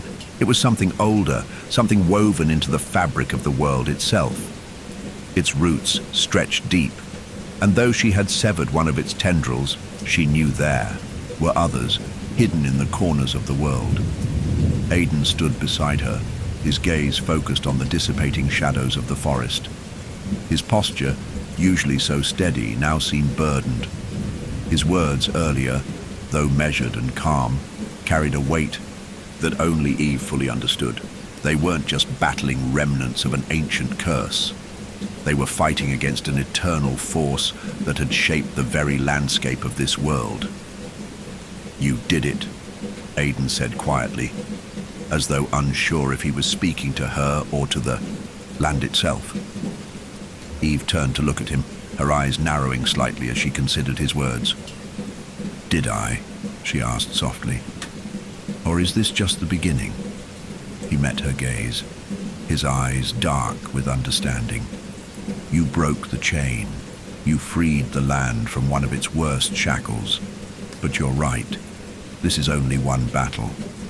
There are other places, other pockets of darkness still hiding in the shadows. The air between them grew heavy, thick with unspoken truths. Eve knew that the world was vast, and it was more complicated than she could have imagined. The force that had haunted her family for centuries had not been bound to the forest alone, to her bloodline. It had spread, slowly, like rot, over the landscape. It was a curse, not just of one house, but of the land itself. Aiden's voice brought her back from her thoughts. I wish I could tell you that everything will be fine now, that the world is suddenly safe, that you can rest. But it's not like that. Darkness still clings to the world. Eve let out a slow breath, her heart still heavy with the realization that the road ahead wasn't going to be easy. She had known this. She had known that the moment she stepped into the unknown, she would be forever tied to this fight. She wasn't just fighting for her own freedom anymore. She was fighting for the freedom of the world, for a future without the shadow of fear. I never expected it to be easy, Eve replied, her voice firm now. But we have to keep moving forward. The darkness will never stop trying to claim what it can, and we can't let it. Not this time. Aiden nodded, his face softening with a quiet respect. You're right, and we're not alone in this. The world will need you, Eve. More than you know. The weight of his words lingered in the air as they both stood in the clearing. Eve's mind raced with the knowledge of what had just been accomplished, and the knowledge of what still needed to be done. The world was waiting for them. The road ahead wasn't clear, but it was necessary.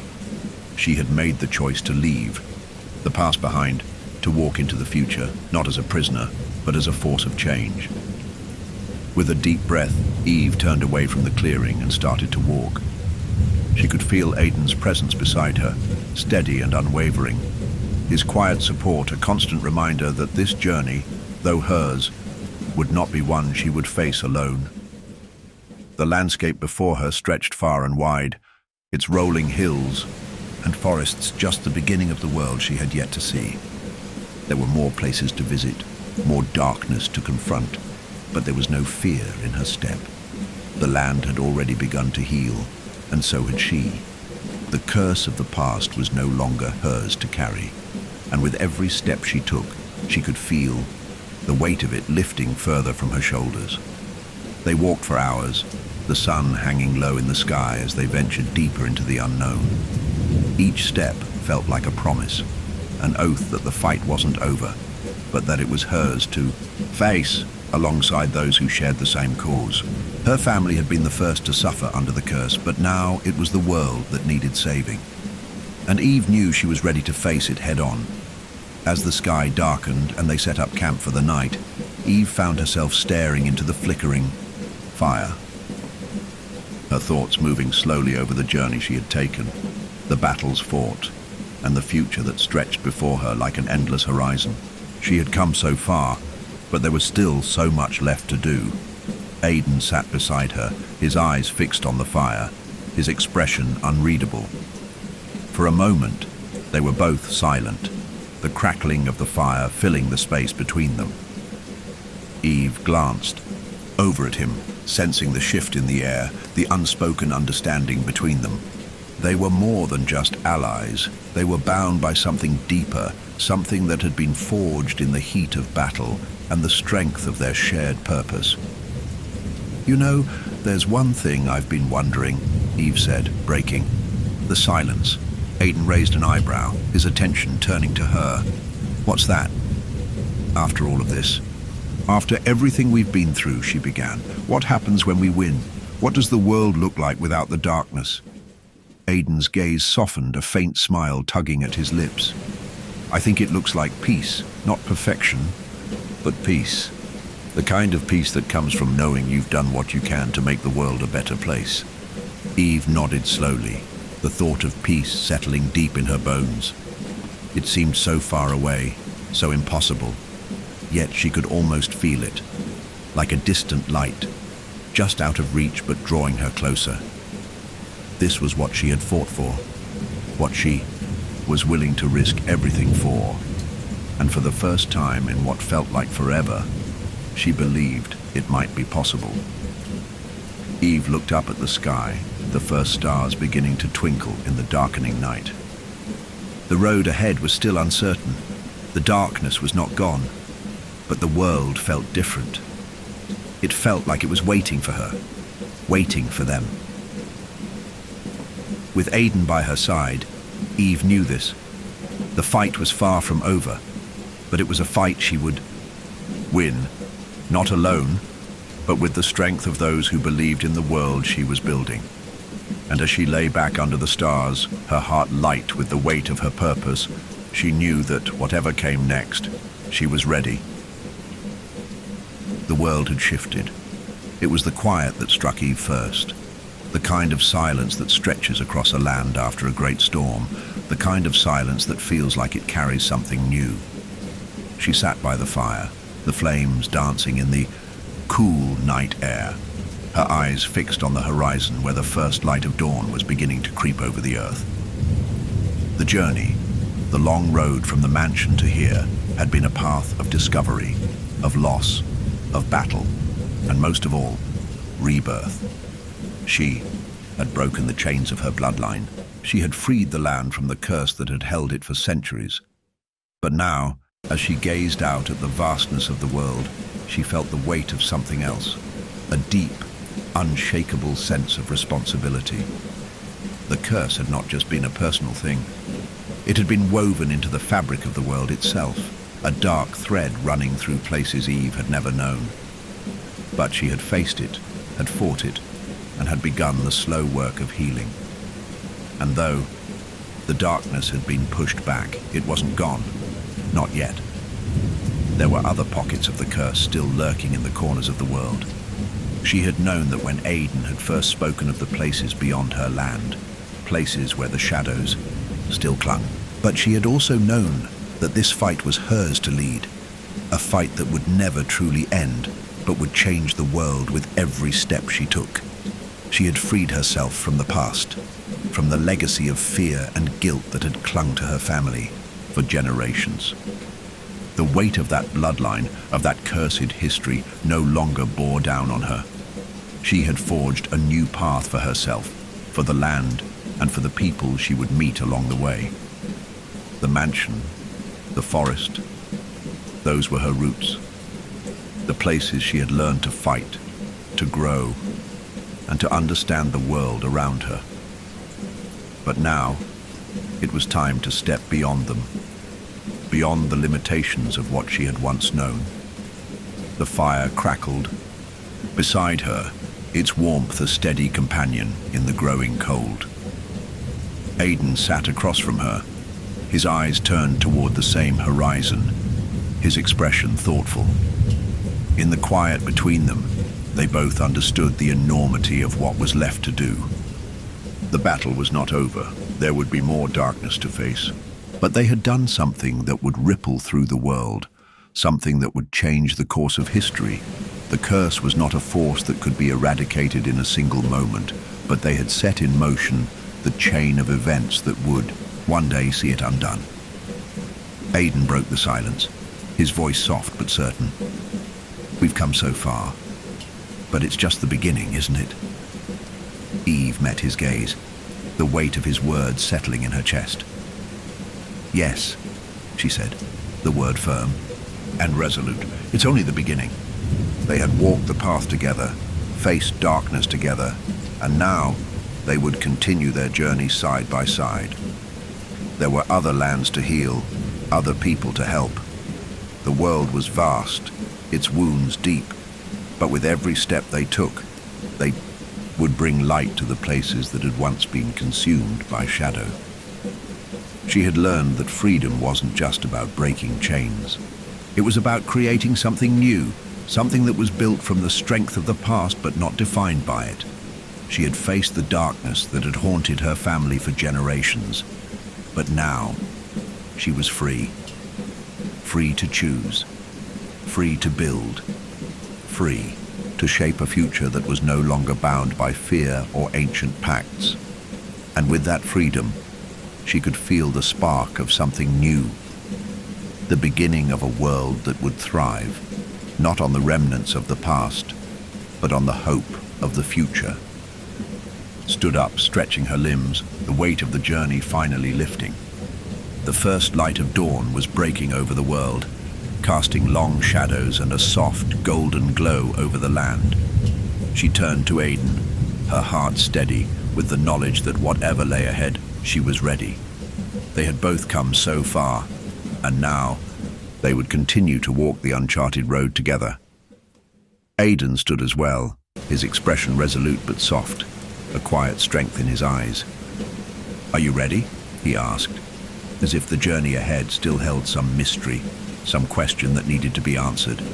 Eve smiled, a deep, knowing smile. "I've always been ready." They both stepped forward, leaving behind the campfire, leaving behind the remnants of their rest, and walked into the morning light. The world before them was vast and uncertain, but it was theirs to shape.